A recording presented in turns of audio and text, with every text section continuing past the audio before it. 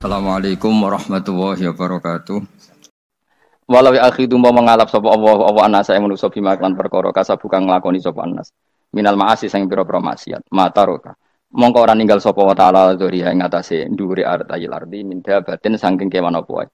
Nasama tegese kewan tadubu kang melata punah sama alih ing atase arat. Kalau saja Allah ingin merusak manusia karena dosa-dosanya, pasti tidak disisakan beberapa sesuatu yang jadi kebutuhan manusia, termasuk dabam, misalnya nggak ada hewan, nggak ada tanaman, nggak ada apa saja di bumi, karena Allah ingin mengadab manusia. Tapi nyatanya di balik mereka maksiat tetap fasilitas kepentingan manusia ada karena sifat ghafurnya Allah, sifat rahmannya Allah. Walakin yu akhiru tetapi ini ngakhirna sapa wa ing wong akeh ila ajalin temu kamaring batas musamman kang wis ditentokno. Yaumil kiamat tegese dina kiamat. Fa idza jaa mongko nalikane teka apa ajaluhum ajale wong akeh fa inna wa mongko satuna wa ta'ala iku kana ana sapa wa bi ibadihi kan kaulan wa basiran dat sing mirsani. Fa yujazi mongko males sapa wa ing wong akeh ala amali ing atase ngamale wong akeh. Carane ngemalas Allah tentu profesional atau prosedural bi isabadil mukminin kelawan ganjar wong mukmin wa iqabil kafirin dan nyiksa wong kafir. Ya jadi Quran itu gunanya ya membuat logika yang benar supaya orang itu menghindari kesalahan. Jadi menakut-nakuti itu kalau nggak harus tentang neraka, takut dari kesalahan, takut dari kebodohan. Kan kita juga takut kan punya pemimpin yang salah, takut punya kasus, takut kepleset. Ketakutan tidak harus dari neraka. Makanya saya berkali-kali bilang, saya sering dulu dinasihati Mbah Mun, enak kena alim, ojo sering mau tafsir, mari goblok dari Mbah Mun. Maksudnya mari goblok itu gini, mufasir itu manusia, kadang dia itu satu ayat umum, dia mendiktekan ke satu kasus, padahal kasusnya lebih umum. Makanya berkali-kali sama nani umpomong ini, contohnya ini, karena nanti itu mengikat. Misalnya gini ya, saya ulang lagi ya, dan gayamu kayak wong alim. Coba andekan kapasitas Anda itu RT, minta jadi presiden, itu ngelama apa doa? Tidak jawab saja, ngelama. Jatah kamu untuk azab, kok jaluk Lailatul Qadar, ini lama apa anda? Mestinya jalukmu orang untuk azab, itu bagus. Paham ya? Banyak ulama dajak istisqa gak mau, banyak itu lama. Ayo istisqa kita karena sudah lama gak hujan. Kata ulama tadi, jatah kita ini kena hujan batu dari langit. Gak hujan batu sudah bagus, gak usah minta. Ulama macam-macam. Rai-rai ini pantasnya untuk Lailatul Qadar, untuk azab aja jawab. Orang untuk azab itu bagus. Ya, jadi dongane ya Allah. Ampun jenengan siksa la tu akhidna. La tu akhidna maknane njuk Lailatul Qadar pun ora disiksa. Ya makam kita itu masih Robbana la tu akhidna. Iku supaya enggak disiksa innasina waqtuna kalau kita salah. Kowe kan enggak kalau. Wah sudah salah. Jadi donga innasina waqtuna sange apikane pangeran wae ditambahin kalau kita salah. Kalau kita kan sudah ada kalau lagi sudah. Sudah jelas salah berkali-kali lagi. Mbok wong diisin. Julak jaluk Lailatul Qadar gak diisin. Tapi oleh wong pangeran apian. Pangeran kan tapi misalnya pangeran ora aku luwe apian timbang aku. Jadi sowe disahno permintaan. Tapi gak dikabulno. Mau disahno tapi ora usah apa? Disahno iku iman jalin jen wong goblok piye meneh, macam-macam.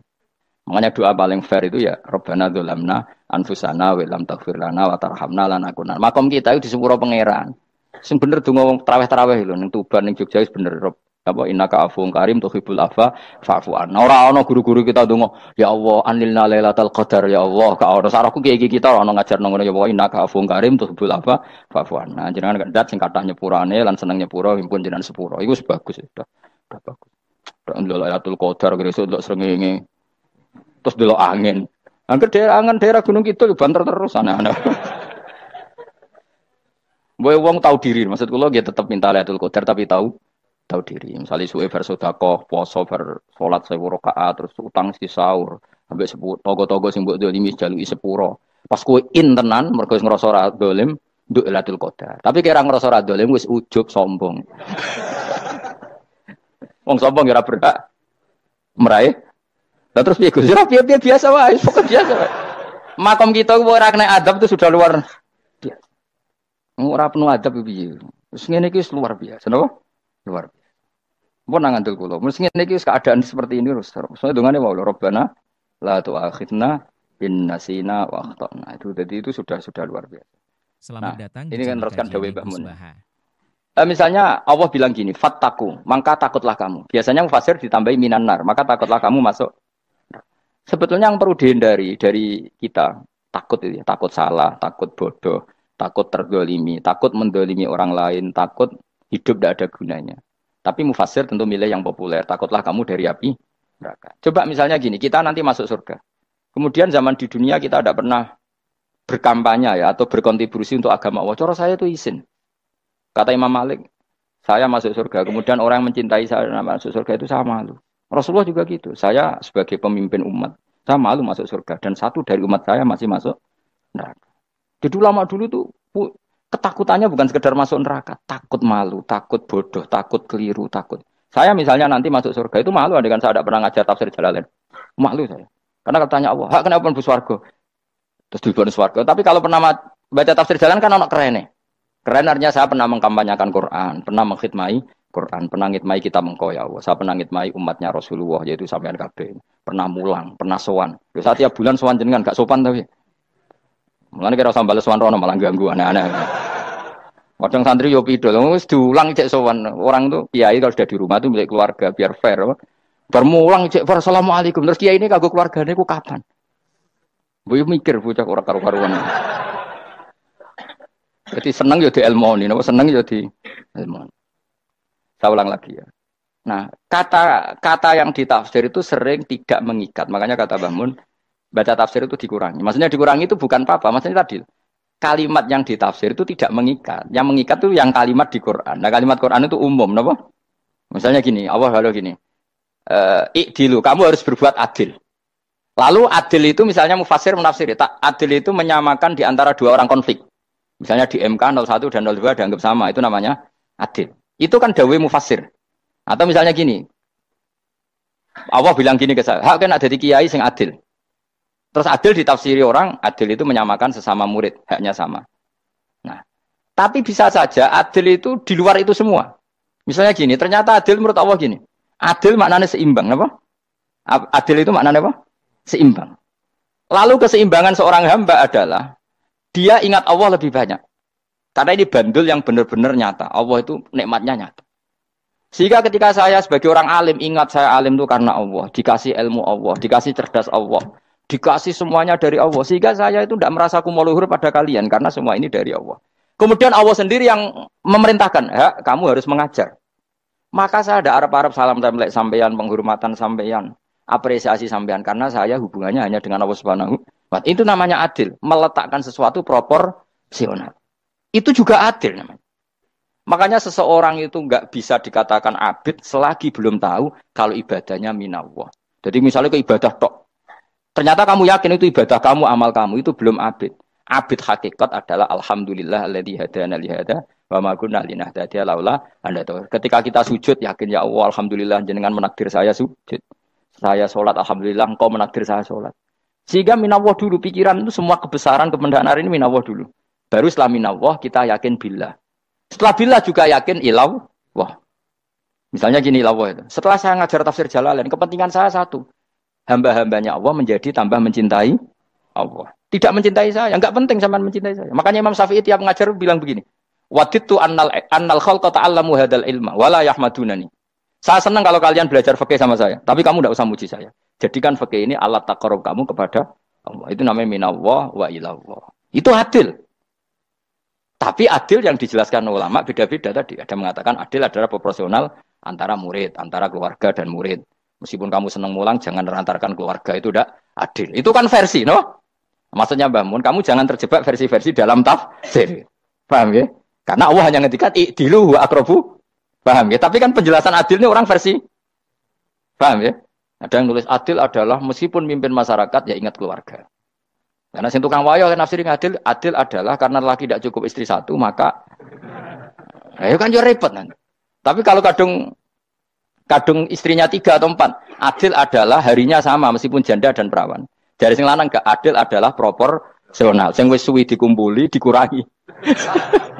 Yang baru ya mungkin kabeh enggak kalau nuruti. Mungkin enggak. Ya, tapi itu kan versi, napa? Maka kata Mbak Mun itu memang saya itu merasakan, saya sebagai mufassir merasakan memang saya akan sering baca Jalalain beda dengan tafsir Munir, nanti beda dengan tafsir Qurtubi. Saya beri contoh misalnya. Dan kamu pasti salah jawab ini. Kalau kamu benar berarti ya alim tenan. Wa idza darabtum fil ardi falaysa 'alaikum junahun an taqsuru binas shalah. Orang kalau pergi itu boleh enggak ngosor salat? Enggak, jawab saja. Boleh kan? Ngosor salat itu apa? Misalnya salat asar 4 jadi berapa? 2. Kalau isya jadi 2. Kalau subuh enggak, sudah maju lah. Maghrib enggak, kan yang bisa dikosor hanya berapa? Yang rubaiyah, yang apa? Berarti kamu yakin antak suruh minas sholat artinya 4 jadi 2, yakin? Enggak, jawab saja. Yakin. Nah itu termasuk orang pinter ya. Berarti ilmu lagi sak trip. Ya. Sebetulnya kata Imam Qurtubi enggak. Ayat itu kan hanya bilang gini, kalau kamu bepergian maka kamu boleh menyendak sholat. Qasru itu memotong. Dari aturan yang dulu 4 menjadi 2. Sebetulnya tidak hanya itu tok. Aturan tidak boleh membawa najis menjadi boleh.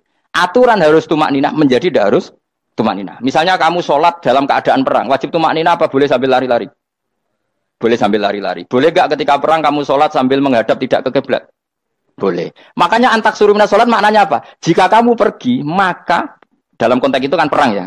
Ayat itu memang konteksnya perang. In khiftum ayyaftinakumul ladzina kafar. Jika kamu dalam keadaan perang, maka boleh memangkas apa yang pernah wajib dalam aturan sholat.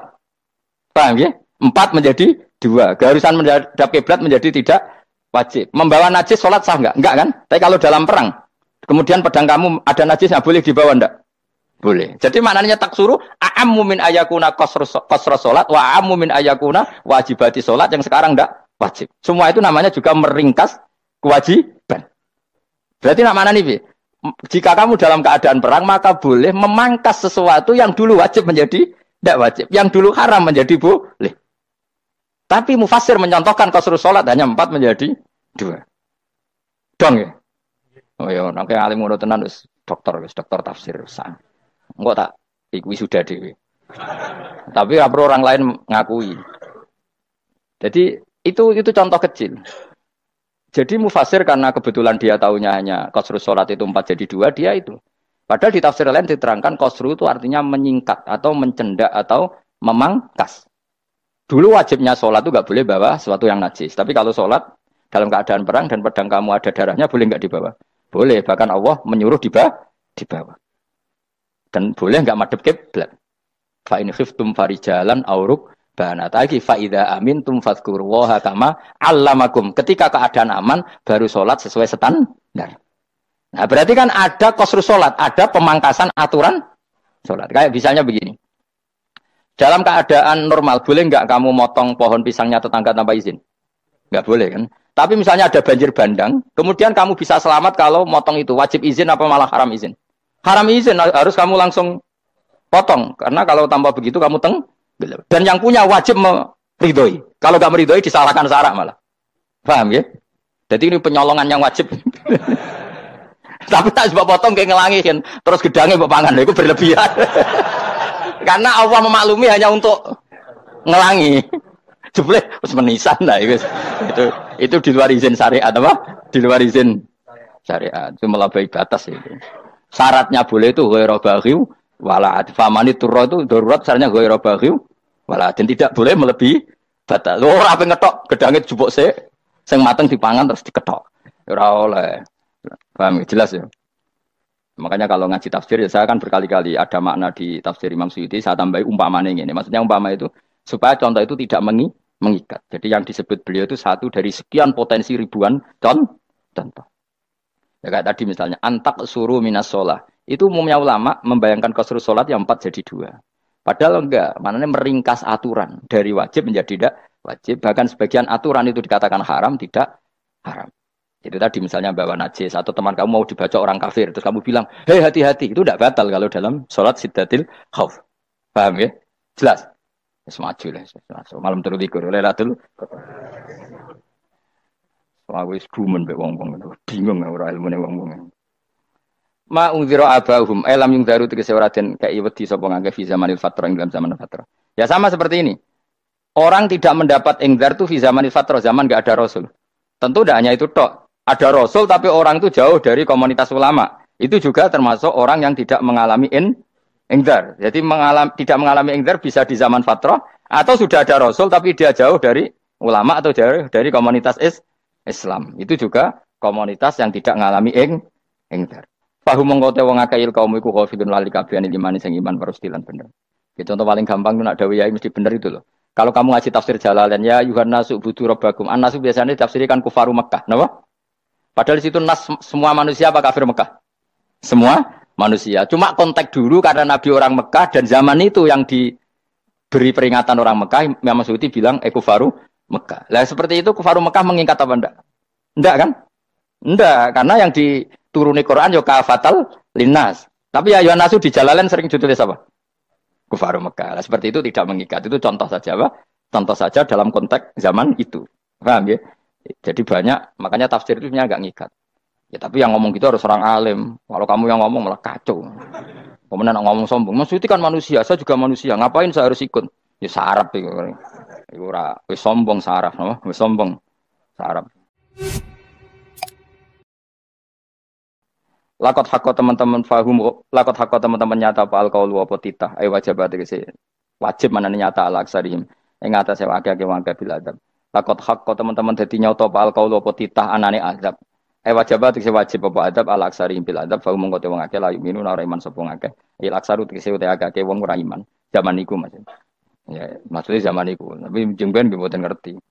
Tapi yang mungkin batu Isa itu semua orang iman, tapi ya banyak yang setelah iman itu tidak bermanfaat lagi karena wes napa matahari terbit dari napa barat. Hina la yanfa'u nafsan imanuha lam takun amanat min qabl. Inna saat temen ingsun ujalna ga ingsun fi anaqihim.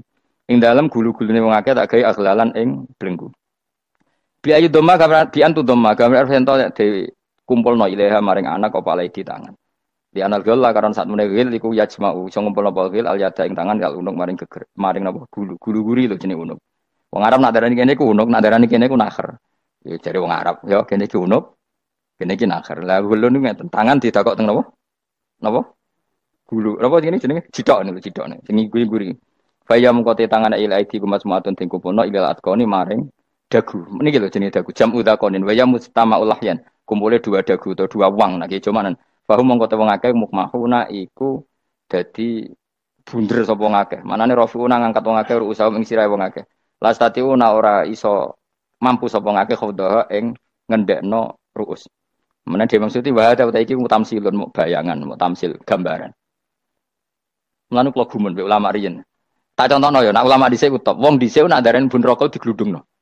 Wong kafir sok ben digludungno ning neraka. Iku ya pancen ngalim tenan wong dhisik. Mergo gambarane ngene, ora usah praktekno sok ben, praktekno saiki wae. Nak praktekno sok ben kowe sok ben mlebu neraka. Dadi ngeten wong nak lungguh ngene, wong Arab nak darani iki ason-ason. Terus ngeten. Ngeten. Niki kan niki jenenge apa? Dengkul. Dengkul itu kena dagu, terus tangan kena cidok. Dadi ngeten. Dadi wong wis dalam keadaan bunder. Paham ya? Lah malane malaikat karek nyaduk terus gludung-gludung ngono. Paham ya? Dadi mergo iku napa? Dengkul nempel dagu, paham ya? Tangan nempel cidok, terus ditaleni. Paham ya? Terus ya karek gludung dong, malane wong Quran adane bun neraka iku. Oke bayangno saiki sampeyan ra usah gak usah mlebu maksudnya, paham ya? Mulane ape mlayu ora iso, wis posisi ngono, paham ya? Sampeyan ra usah delok, maksudnya praktekno saiki. Orang delok lho. Lah dawuh Imam Suyuti wal muradu te kang den kersakno iku annahum sak temne wong akeh la anu nek ora tunduk sapa ngakeh li imani maring iman. Wala faduna nek ora tunduk sapa ngakeh ora ndilukno ru'usau ing sira wong akeh lahu krana iman. Iki tapi dawuh Imam Suyuti. Tentu tidak semua ulama sependapat. Jadi cara Imam Suyuti semua yang dikatakan Quran ini mu'tamsil. Artinya mereka tidak tunduk, maknanya tidak menerima iman. Ya, tapi itu cara Imam Suyuti. Ulama lain yang mengatakan tidak. Memang orang kafir ketika masuk neraka dalam keadaan seperti itu dan digeludung.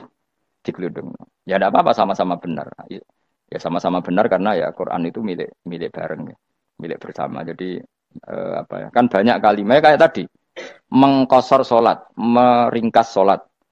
4 jadi 2 yang meringkas, paham ya? Dari aturan ketat menjadi agak longgar juga meringkas. Jadi semuanya namanya memotong apa? Memotong dari 4 menjadi 2 ya memotong, paham ya? Dari aturan wajib menjadi tidak wajib juga memotong. Nah, itu kan sama-sama benar. Lihat nanti konteksnya. Wajah analan gawe sapa ingsun mimpeni aitim sanging ngarepe wong akeh sadan ing tutup. Min khalfim sanging gurine wong akeh sadan ing tutup. Fathisin sadan wa dhamiha lan dhami sin sudan fil maudhi'in ing panggonan loro. Faksena mongko ngekeki gelap ingsun ing wong akeh fa mongko te wong akeh lagi sirun running ali sapa wong akeh.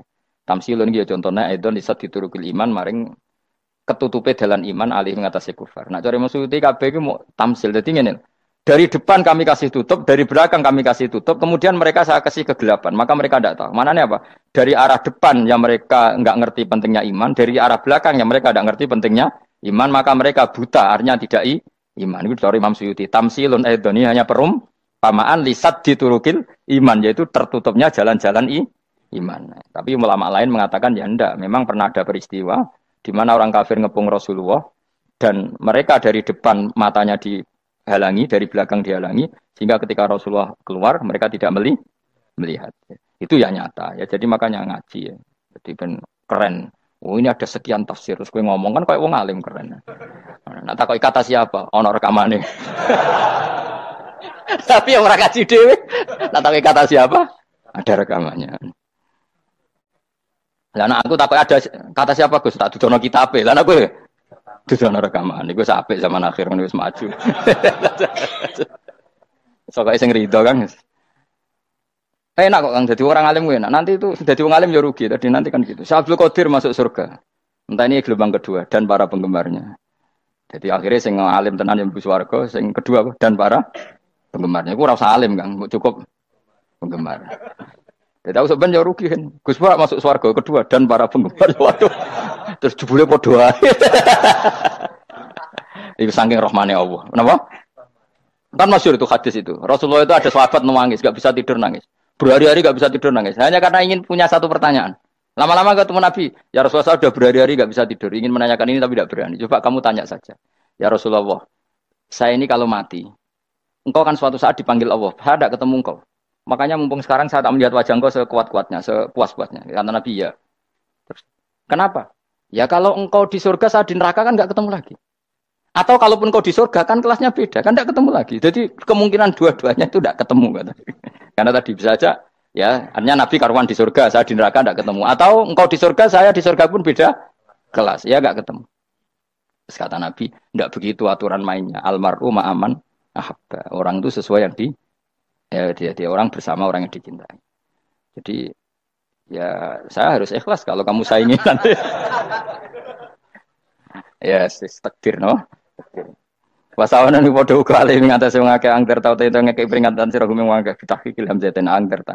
Wa ibdali saniyati alifan angger ta humata sili ala nasil hamzah wa itu khali alifan wa bon alif binal musahalan dan hamzah sing ditasil wa ukhra lan ya wa tarki lan tinggal itu khali. Amlam tungzirhum wong ra wis bakat kafir mbok elingno cek rambu elingno tetep la yuk minun ora gelem iman. Lah sing iman iku sapa inama tungziru mestine ngelingno sira. Maksude yan fa'u tegese manfaat apa ing daruka peringatan sira. Peringatanmu manfaat man ing wong ittaba kang anut sapa man atikra ing Quran Al-Quran tegese Quran. Wa khasyalan wedi sapa man Ar-Rahman ing Allah Rahman bil ghaibi padahal ora roh pangeran. Ya khofa tegese wedi sapa wong ing Allah toh walam yara ora ningali sapa wong ing Allah. Nane bil ghaibi itu apa? Takut Allah dalam keadaan toh dia tidak melihat Allah lang. Mereka tak tafsiri bil ghaibi barang gaib. Barang gaib ning Indonesia terjemahannya hantu. Melihat alam gaib itu maknanya apa dalam bahasa Indonesia? Hantu. Mulane bil ghaibi rata terjemah apa? Ya namanya ini wa khosyalan di sapa wong Ar-Rahman ing Rahman bil ghaibi padahal dene ora roh langsung. Ya ora usah diterjemah ya. Terjemah dadi apa? Barang gaib malah repot. Fa basiru mongko ngeke berita gembira sira ing iman bimaghfiratin kelawan pengempuranan wa ajrin dan ganjaran karimin kang terhormat. Orang yang seperti itu yang ngikuti Quran dan takut Allah itu layak mendapat maghfirah wa ajrin karim wa ta'ala jur karim wal jannatu swarga. Inna satamene ingsun wa nahnu ya ingsun iku nuhyi uripno ingsun al mauta ing wong sing mati libasi krana pas. Wana tubulan nulis ingsun fil lauhil mahfud ma ing apa wae kodamu kang nglakoni sapa ngake fi hayatihim. Di lauh mahfud apa yang pernah kamu lakukan ditulis min khairin kaapian wasari dan kaelean li yujazau supaya diwales sapa ngake alih ing atase iki. Wa atharahum lan yo tak tulis bekas-bekas kelakuanem. Matek saya perkara ustunta kang digawe sunah apa bima badam sak usum ngake. Jadi perilaku kamu ditulis setelah kamu mati masih ditulis yaitu bekas-bekas sunnah kamu yang pernah kamu lakukan. Jadi misalnya kayak kok penemu judi. Selama ada orang judi ya kamu dapat. Paham ya? Paham ya? Loro gak ya? Makanya ulama ngendikan dulu tubalil amwat tubaliman mata wa matat ma'ahu dunubuh. Bejo wong mati kemudian dosa-dosane melok mati pisan. Maknanya dia mati dalam keadaan tidak pernah melahirkan sunnah keburukan. Paham ya? Tapi bejo wong sing mati kemudian dia meninggalkan sunnah kebaikan yang diikuti terus. Kok sampean ini lho bener? Gak paham jalannya lah, nggo jalan ngatur ngaji. Sehingga sebenarnya anak gak paham lah ya gowo. Lho kok gowo jalan cung dhisik bapak ra paham lah ya gowo. Itu sudah bagus. Apa? Bagus. Berarti pokoknya anut anak ya anut. Pokoknya keren, pokoknya keren sampean keren. Jadi nanti sampean anak tuku jalan takoki, Pak, kok tuku jalan dhisik bapakku ning lemari iki ono jalan. Lah tapi dhisik bapak paham yo ora ya paham bodoh. Wes stop, no? Stop. Jelas ya gitu. Wanak tubuh mangkot damu wa atharoh. Makanya sisa-sisa amal kita, bekas-bekas amal kita semuanya adalah ditulis sampai Allah Subhanahu wa taala. Mulane kula kepengin jenengan nate syukuran, pisan-pisan nate syukuran. Pertama anak kita bisa sholat. Guling-gilingan banyak orang syukuran perkara ulang tahun. Kenapa pertama anak kita bisa sholat, kita tidak pernah apa? Syukuran. Padahal sholat itu yang menjadi identitas anak kita, kehambaannya ila yaumil kiamah. Mbok ya orang itu gitu. Sehingga nanti anak kita tuh senang sekali. Itu saya itu kalau agak marah, itu anak saya yang paling kecil, baru umur 6 tahun. Itu tahu-tahu bilang, "Pak, saya sudah sholat." Karena dia tahu, saya itu paling terhibur kalau ada berita sudah sholat. Jadi itu penting, supaya orang itu tahu orientasinya bapak itu sholat. Jadi jangan sampai terus anak kita kalau ulang tahun syukuran, tapi pas sholat kita dingin-dingin saja. Lama-lama anak kita berperasaan sholat itu tidak penting. Buktinya apresiasi bapak biasa saja. Itu contoh kecil. Sehingga nanti tertanam. Anak kamu tertanam, nanti cucu kamu tertanam. Jadi itu namanya asar apa? Asar. Jadi harus seperti itu. Jadi ya itu namanya asar. Makanya Nabi Ibrahim nggak berani minta uang sama Allah. Minta rezeki nggak berani. Tapi kalau dia menyebut sholat dulu baru berani. Robbana liyuqimus sholat faj'al afidatam minan nas tahwi ilaihim warzuqhum, kata Ibrahim, supaya mereka kuat sholat ya Allah. Enggak apa-apa kamu kasih makan, supaya kuat sholat.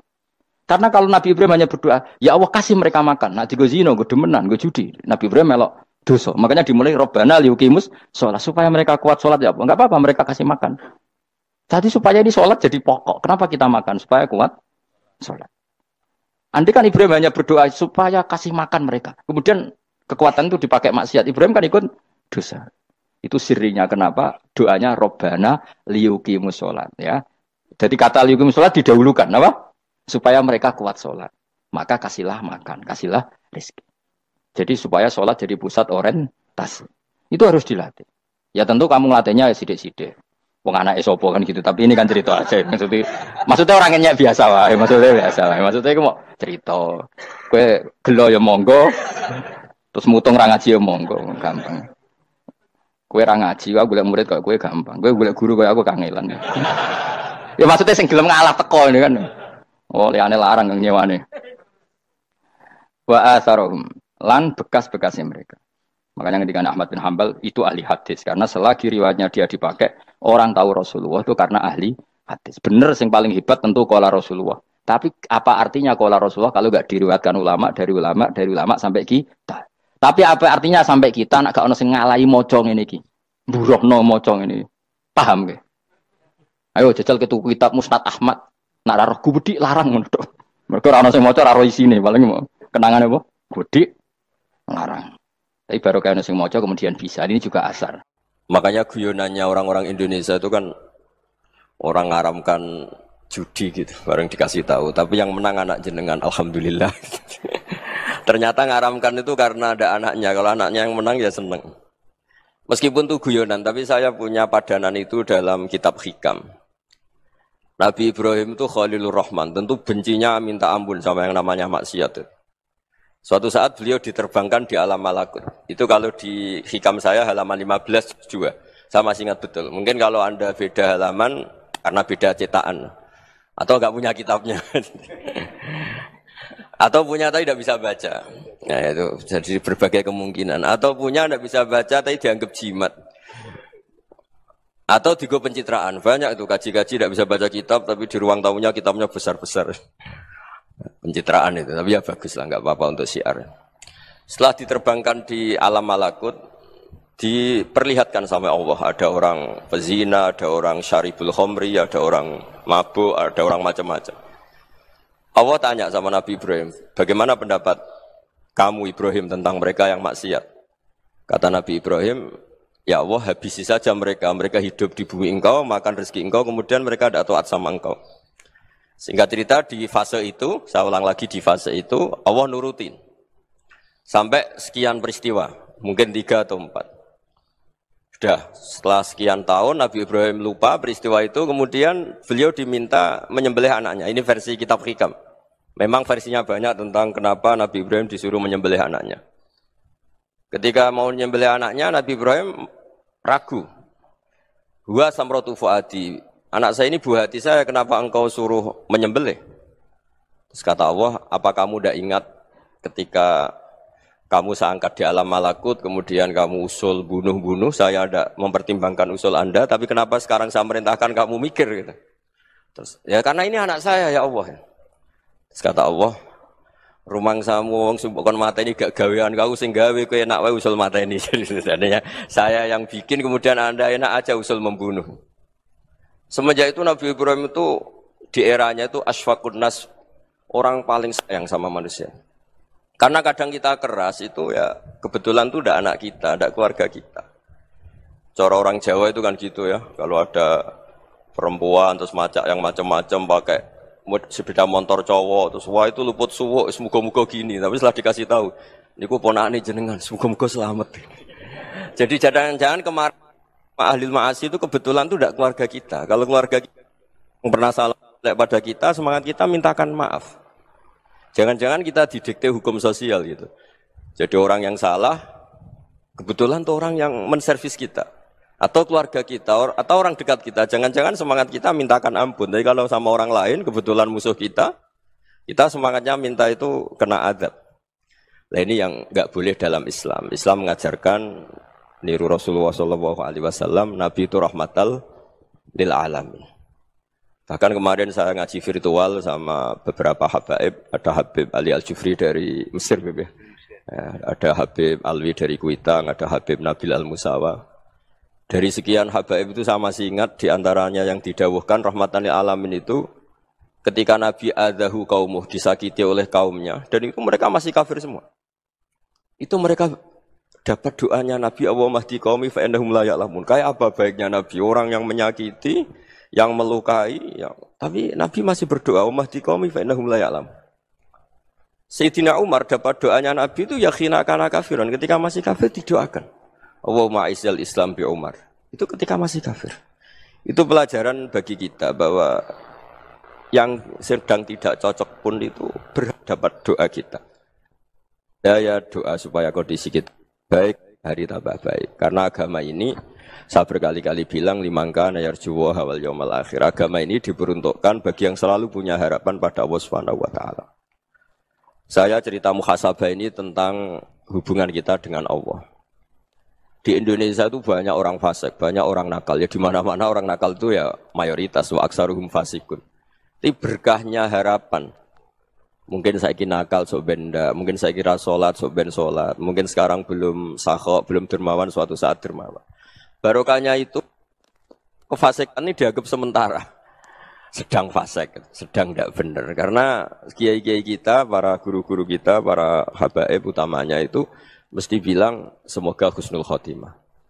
Nah barokahnya doa itu, semoga husnul khotimah itu menjadikan satu pola sosial. Yang sedang fasik ini masih diharapkan jadi lebih baik, jadi lebih. Sehingga kita tidak ngambil sikap ekstrim, yang ingin menghabisi atau ingin mengadili, tidak. Karena selalu kita punya harapan. Dan agama ini limangka nerjuwa hawal yaumil akhir. Bayangkan dulu kalau yang nakal itu anak kamu. Pasti kamu nggak ingin kan langsung dapat azab, dapat apa. Padahal kita semua jadi tokoh ini abul kulli, bapak dari semuanya. Sehingga ketika Rasulullah SAW jalan-jalan kemudian melihat perempuan sedang menyalakan api. Kalau apinya mati ditiup, anaknya dijauhkan. Nanti kalau sudah jauh dari api, anaknya digendong lagi. Terus kata Rasulullah, matur ke semua sahabat, Aro'aitum anna hadih tarihatan waladaha alan nar. Apa kamu berpendapat bahwa perempuan ini akan melemparkan anaknya ke neraka? Tidak ya Rasulullah. Tidak akan seorang ibu melemparkan anaknya ke api. Terus kata Rasulullah, Allahu arhamu min hadih biwaladiha. Allah lebih rahman, lebih rahim dibanding orang tua ini kepada anaknya. Ini yang harus kita kenalkan terus, kita kampanyakan terus. Supaya orang hubungannya dengan Allah itu nyaman, asik. Sehingga dengan demikian selalu ada harapan bahwa yang sedang nakal ini suatu saat tobat. Kita tidak boleh menghukumi pasti begini, pasti gini. Itu tidak wilayah kita. Itu juga yang dicontohkan Rasulullah SAW. Secara lahir Nabi itu enggak berkenan sama Wahsy. Karena Wahsy itu salahnya salah fatal. Karena membunuh ahabban nasi ila Rasulillah. Yaitu membunuh Sayyid Hamzah. Jadi ketika Wahsy tobat, Nabi itu nerima tobatnya. Dan ketika beliau dengan basariyahnya agak siap ketemu Wahsy karena harus ingat Sayyid Hamzah, basariyahnya diturutin. Oke, kamu iman, saya turutin, tapi jangan sering ketemu saya. Karena kalau ketemu kamu, saya masih ingat sama paman saya, Said Hamzah. Kita bisa ngelola seperti itu. Kita tidak cocok sama orang, bagaimanapun mereka umat Rasulullah SAW, kita tetap mencintai mereka. Misalnya kalau beda agama, mereka sama-sama orang Indonesia, kita mencintai mereka atas nama warga Indonesia. Tapi kalau misalnya potongannya ora cocok, beda kultur, bawaannya itu mangkel no coro Jawa, ya bisa diilmoni, jangan ketemu. Wong sudah tidak cocok, ingin ketemu nyari solusi. Roh ini tok seneng itu kan ya repot itu. Ya sudah kalau nggak pati cocok ya jangan sering ketemu. Dan itu kita bisa memanage seperti itu tuh bisa. Saya berkali-kali cerita tentang Imam Syafi'i. Kalau dikasih tahu ya Imam Abu Abdillah, panggilannya Imam Syafi'i, tetangga Anda ini ternyata banyak yang nggak senang Anda. Jawabnya beliau senang. Ya bagus kalau nggak senang saya, ndak utang saya katanya. Jadi gara-gara sampean seneng aku ngatur aku ini kan. Dan mungkin sampean rasa seneng kan ya enak. Jadi hidup itu dianggap happy. Kalau seneng ya teman silaturahim, kalau nggak seneng ya nggak bakal utang gitu. Kalau baru kaya seneng itu nggak ganggu. Gitu. Jadi dulu itu orang bisa ngelola seneng nggak seneng itu bisa. Karena ada kearifan hubungan dengan Allah Subhanahu wa Ta'ala. Hidupnya selesai karena masyghul bi dzikrillah. Mereka sibuk dengan Allah. Makanya kata ulama-ulama tasawuf, kamu jangan melihat manusia perilakunya, tapi kamu juga harus ingat yang gerakkan semua itu Allah Subhanahu wa Ta'ala. Dengan demikian kita farah, kita senang. Makanya Nabi kalau ngutus Anas bin Malik kemudian enggak kesampaian yang diinginkan karena Anas main, ketika garwa-garwani Nabi agak tersinggung, Nabi andaikan Allah menghendaki yang saya inginkan kesampaian, pasti itu kesampaian. Jadi dianggap kegagalan Anas enggak manggil yang dituju Nabi itu ya kersane Allah, ya enteng saja. Sayyidina Ali lebih parah lagi yang dialamin. Itu dalam-dalam beliau kalau dipanggil itu enggak cepat-cepat ke sana. Ketika ditanya, kenapa kamu tak panggil gak cepat ke saya? Amin tu ukubatak. Karena aku tahu kau orang baik. Orang baik itu pemaaf. Jadi makanya orang-orang soleh dulu itu bodoni itu. Makanya sekarang kalau ada orang bodoni itu mesti dibidik orang soleh. Kalau orang-orang soleh itu kakean husnudzon lagi sering dibodonin. Abdul bin Umar itu masyhur itu. Kalau ada budaknya sering sholat, sergap sholat itu dimerdekakan. Akhirnya enggak sholat pun pura-pura sholat.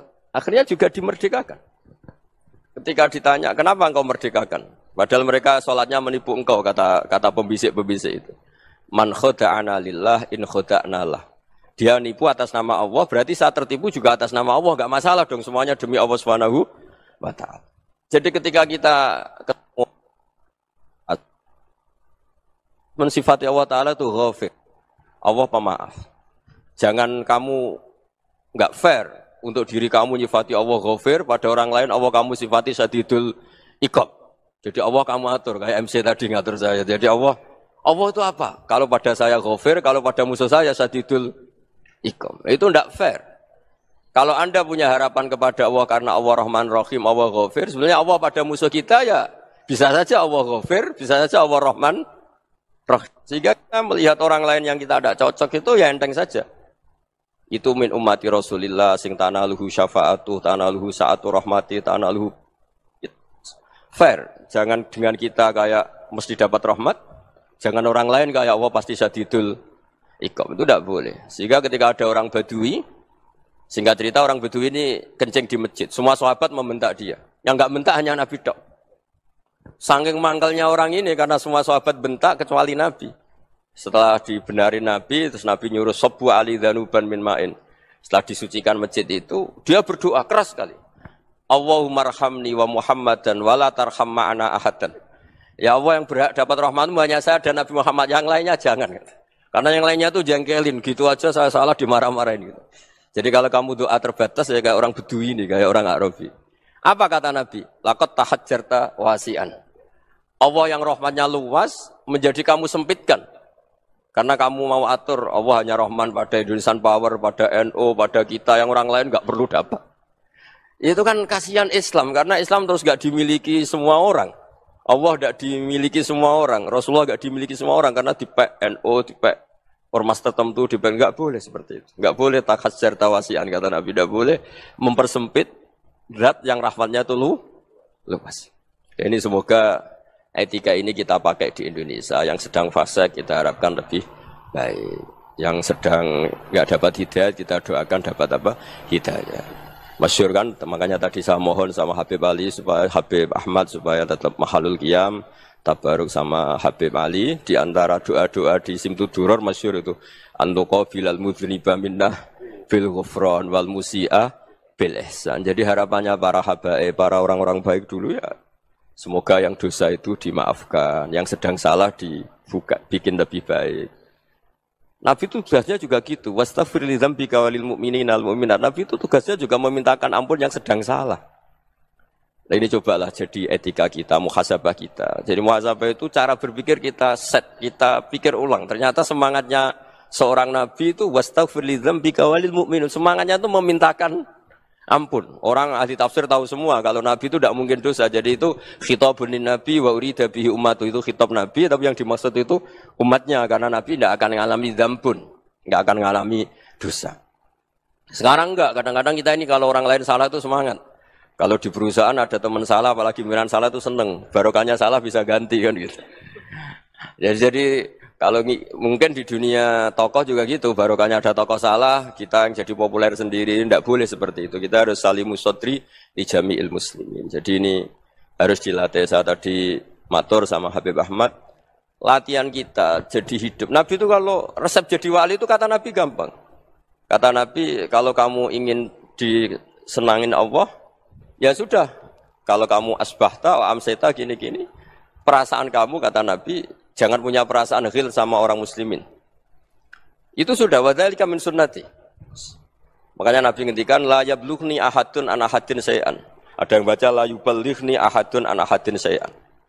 Seseorang jangan melaporkan ke saya tentang salahnya yang lain. Fa inni akhruju ilaikum wa ana salimus sadri. Karena saya ingin ketemu sampean semua dalam keadaan salimus sadri, tidak punya perasaan apa-apa. Karena kalau nurutin membisik, nurutin informasi itu ya repot karena orang pasti sepihak. Ada kiai yang top, datang ke kampung-kampung ning desa-desa. Kata yang seneng itu punya akhlak.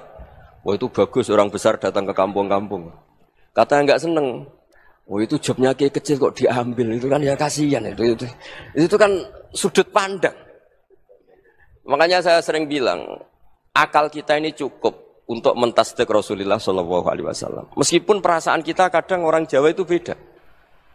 Saya berkali-kali bilang sama peneliti dari Jogja, kenapa sih Gus para nabi itu kok poligami istrinya banyak? Nabi Dawud katanya itu berapa? Nabi Sulaiman malah jumlahnya agak terbatas. Nabi Muhammad itu paling sedikit. Saya tanya gini, perempuan itu orang lemah, jadi kalau nolong orang satu gimana baik? Kalau nolong orang dua ya lebih baik, ya sudah kira-kira seperti itu.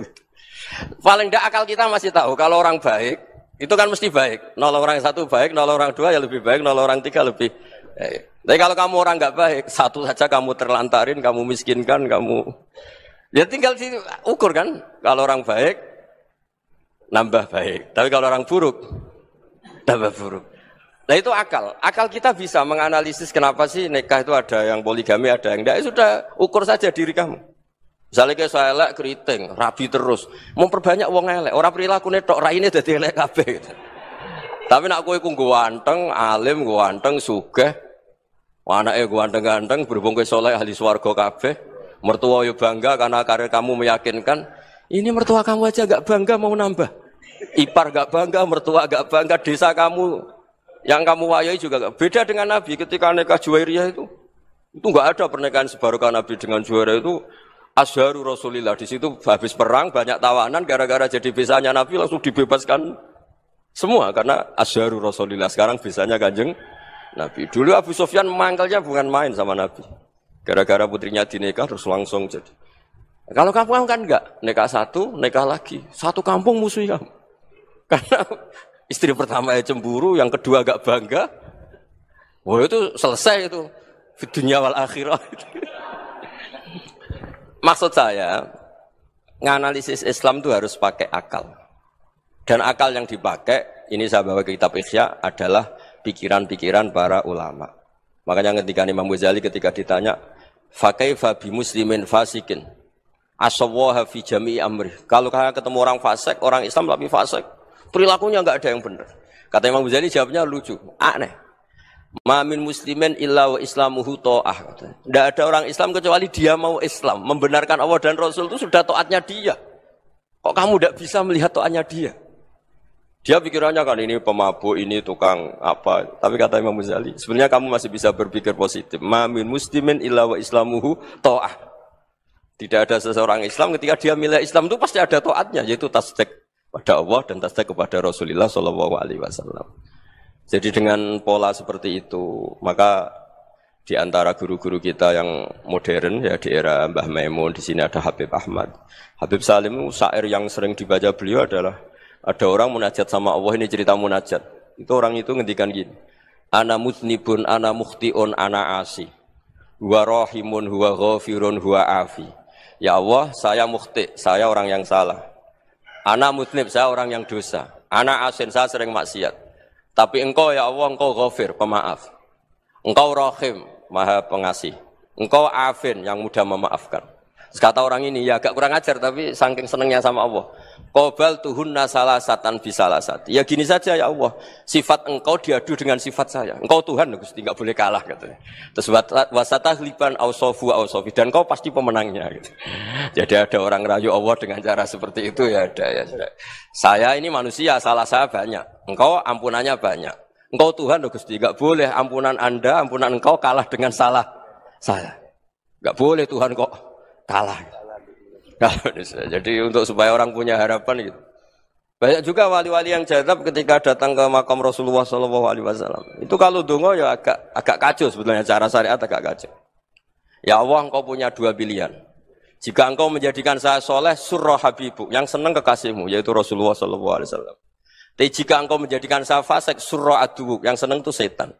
Monggo jenengan mau menyenangkan kekasih jenengan, mau menyenangkan musuh jenengan, monggo. Jenengan bebas kok memilih. Mestinya Allah ya senang menyenangkan kekasihnya. Jadi ya, intinya Allah dipaksa untuk menjadikan dia orang soleh gitu. Jadi kayak kemarin itu Pak Bu siapa yang kesini itu, yang sama jenengan itu. Kuliah ke sini itu sama Habib Ahmad. Saya pertama enggak mau, lama-lama Habib Ahmad. Ini gimana, Gus? Orang taunya saya dekat jenengan, kalau enggak kasil saya waduh. Ini kayak doanya wali yang tadi. Enggak punya pilihan, Bu. Enggak ada pilihan ini. Selamat datang. Jadi saya mohon Gus Baha. muhasabah itu dimulai cara berpikir. Makanya di sini sebetulnya teks ini supaya dapat barokahnya Ihya. Ini kitab yang disenangi para habaib, para ulama. Sebetulnya teks di muhasabah itu redaksinya gini ya, yang lengkap.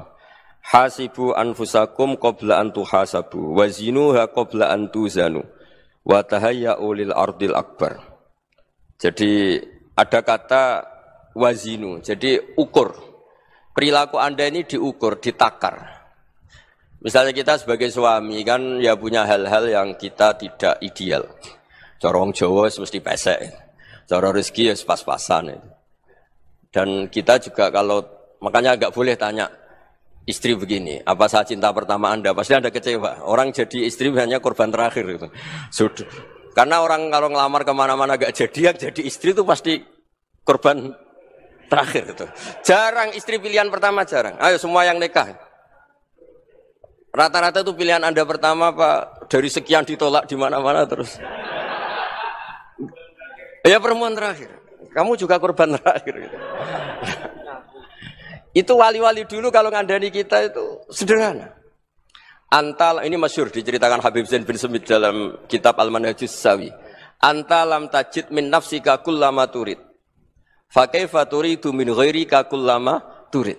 Kamu yang ingin ideal saja kamu tidak menemukan pada diri kamu untuk menjadi ideal. Kamu kan ingin ganteng, ingin punya uang banyak, ingin perilaku Anda sempurna. Anda saja yang punya keinginan tidak bisa mewujudkan keinginan Anda sendiri.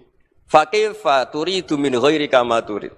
Jadi antalam tajid min nafsika kullama turid. Fa kaifa turidu min ghairika kullama turid. Kamu yang punya keinginan saja. Misalnya saya ingin punya uang banyak, perilaku saya selalu benar, enggak pernah salah. Loh, saya yang ingin saja dengan diri saya enggak bisa untuk benar terus. Kok kamu berharap orang lain selalu benar? Jadi antalam tajid ya sama. Kalau kamu menuntut istri kamu itu ramah, neriman, apa kamu neriman sama wajah istri Anda gitu? Engko yo polah ning dindi jajaki sana jajaki sini kamu sendiri ndak kona apa. Jadi itu nasihat yang luar biasa. Antalam tajid min nafsika kullama turid, fa kaifa turidu min ghairika kullama turid. Kamu mau menghormati semua orang? Tidak mau kan? Kemudian Anda berharap semua orang menghormati kamu. Kamu tidak ingin kan orang lain semua menghujat kamu. Sementara kamu enak aja menghujat orang lain. Makanya Rasulullah SAW itu luar biasa ketika bikin kaidah sosial. Apa la yu'minu ahadukum hatta yuhibba li akhihi ma yuhibbu li nafsi. Jadi kalau ukuran iman itu sederhana. Kalau sesuatu itu baik, nyaman bagi Anda ya bayangkan itu pada teman Anda. Misalnya Anda bangun tidur sudah acak-acakan, enggak punya uang, utang jatuh tempo, kan enggak ingin ketemu orang. Ya kamu jangan bertamu ke jenis ini karena dengan kamu yang alami juga enggak siap ketemu orang. Makanya ada Habib Alim itu dilapuri sama seseorang. Beb, dulu teman saya itu ketika saya kaya itu sering main ke saya. Setelah saya miskin, mereka tidak main ke saya. Kata Habib itu bagus, sunnaul begitu itu bagus. Coba kalau kamu dulu kaya, teman kamu main kan kamu gaya. Di rumah ada makanan, bisa hormat tamu. Setelah kamu miskin jadi buruh manol di pasar atau buruh bikin boto, teman kamu datang, malu enggak kamu? Mendingan enggak datang gitu. Akhirnya baru, oh ya alhamdulillah kalau gitu. Loh ya kan dulu teman kita datang, kita ada Alphard, istri cantik, rumah bagus. Lah kita miskin, buruhnya orang pas dibentak-bentak, teman kamu udah datang. Milih datang kamu enggak kalau setelah kamu jatuh? Enggak kan? Jadi barokahnya ilmu itu terus. Ya, tapi kadang-kadang orang tuh, wah setelah saya miskin teman-teman enggak kasih ke sini. Ya kalau kamu sudah jatuh, teman-teman kamu situ jadi tontonan. Ya mulai sekarang cara berpikir itu dirubah. Dulu yang namanya kiai itu kalau diundang orang itu ya agak-agak senang. Semenjak saya itu agak rubah. Ngundang kiai, ngatur kiai itu tak haram-haramkan ya ada lumayan lah sekarang itu sudah mulai agak beretika. Dulu itu ngundang tuh tanggalnya ditentukan, jamnya ditentukan. Enggak mikir apa kiai saat itu nganggur, enggak. Punya wadifah, enggak. Dia milih tanggal yang dia nganggur, enggak mikir pas itu kiainya nganggur apa. Enggak. Ya saya hanya cerita aja, kamu tersinggung ya monggo, boten nggih monggo itu kan. Jadi saya mohonlah supaya tadi saya juga matur ke Habib Ahmad. Jadi untuk orang merasa ikut sunnah Rasul itu gampang sekali kata Sayyid Muhammad. Dulu Nabi berpakaian ala daerahnya. Kalau mikot ya pakai mikotu baladi. Karena Nabi orang Madinah dan beliau berdomisili di Madinah ya misalnya mikotnya dari Bir Ali misalnya. Tapi kalau Anda orang kawasan Tanim mau umrah ya dari Tanim. Misalnya kawasan Jirona ya dari Jirona. Artinya apa? Kamu ngambil mikot karena Nabi mikot misalnya dari Bir Ali. Bukan berarti kamu harus seperti Nabi di Bir Ali. Kamu orang Mekah misalnya. Kamu orang Tanim. Orang dia harus dari mikot itu apa? Baladi. Sama makanya di fikih-fikih itu kalau tahnik anak. Nabi orang Arab. Halawiyatnya kurma ya kurma. Kalau orang Jawa sedegan. Semua podo-podo. Ya podo-podo manis. Jadi ini tabaruk sama Sayyid Muhammad, ini ada murid beliau, Habib Ahmad, saya baca. Supaya orang itu merasa ikut Nabi itu gampang sekali. Ini saya baca ya di halaman, tadi disaksikan Habib Ahmad, 433 di kitab, apa begini? Manhajus Salaf fi Fahmin Nusus. Itu kata Sayyid Muhammad, wa kanat sunnatu Rasulillah annahu yat'amu ma yajiduhu fi ardi, wa yalbasu ma yajidu, wa yarkabu ma yajidu, mimma abahu wa ta'ala. Faman istamala ma yajidu fi ardi fa huwa al-muttabi' lis-sunnah.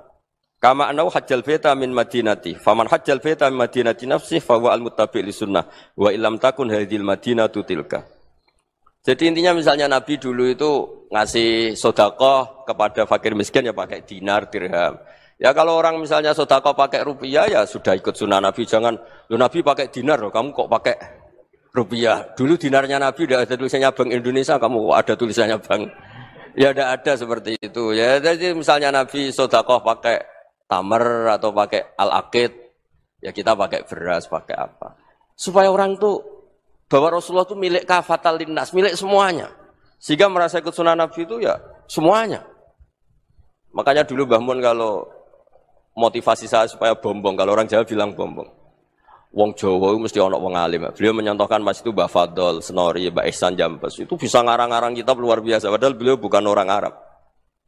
Imam Sibawa itu orang Persia. Imam Ghazali orang Tos itu juga ikut Persia. Kata Imam Mun, wong sing ora Arab lah mesti untuk jatah alim kata beliau. Karena Nabi itu diutus kafatal linnas. Nah ini kalau orang yang alim itu Arab tok, berarti tidak ada perwakilan dari Afrika, dari Asia Tenggara, dari mana-mana. Makanya karena Nabi statusnya itu kafatal linnas. Jadi kita harus bangga sebagai muslim, sebagai orang Indonesia karena misalnya Wali Kutub dulu terkenalnya hanya ada di Yaman, di mana. Ternyata pernah ada juga di Indonesia dan seperti Habib Abu Bakar Segaf Gresik.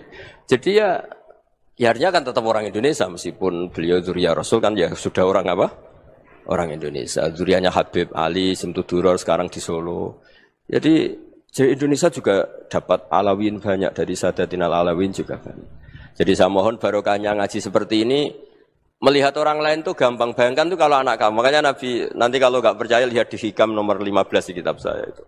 Di situ dijelaskan oleh Hikam, jangan-jangan semangat Anda pada orang yang maksiat, pada orang yang keliru supaya dihukum itu karena kebetulan itu udah anak Anda, itu udah keluarga Anda. Coba kalau itu keluarga Anda. Makanya kalau saya guyonan di Jogja itu, ada pembantu mecahkan piring terus dimarahi majikannya. Saya mesti guyon gitu, pasti itu pembantunya tidak cantik. Kok bisa Gus? Andai kan cantik dan kamu senang mecahno piring satu, piring 1000 ra iso ngamuk kowe. Ternyata ngamuknya itu karena mecahkan piring apa karena plus tidak cantik? Coba jawab para lelaki ini. Kamu marah sama orang maksiat itu karena maksiat karena plus itu udah anak Anda. Bayangkan kalau itu anak Anda. Itu hebatnya Rasulullah SAW. Karena kita yang salah pun kadung umatnya, Nabi tetap ngasih fasilitas syafaati li ahlil kabair min ummati. Kayak apa baiknya Nabi? Tidak ikut maksiat tapi ikut fasilitasi ngasih syafaat. Loh kalau li ahlil ibadah kan wajar. Nabi ketika ini syafaati li ahlil kabair min ummati. Ya karena tadi logika yang dibangun Rasulullah itu logika yang luar biasa. Kita semangat orang lain kena hukuman itu karena kita tidak punya ra'fah, tidak punya rahmah.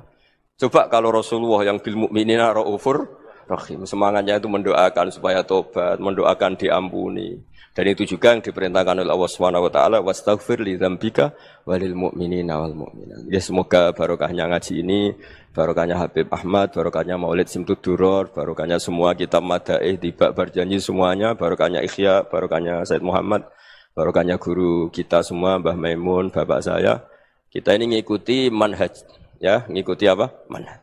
Saya sering didhawuhi Mbah Mun, kenapa ihdinas siratal mustaqim bukan siratoka?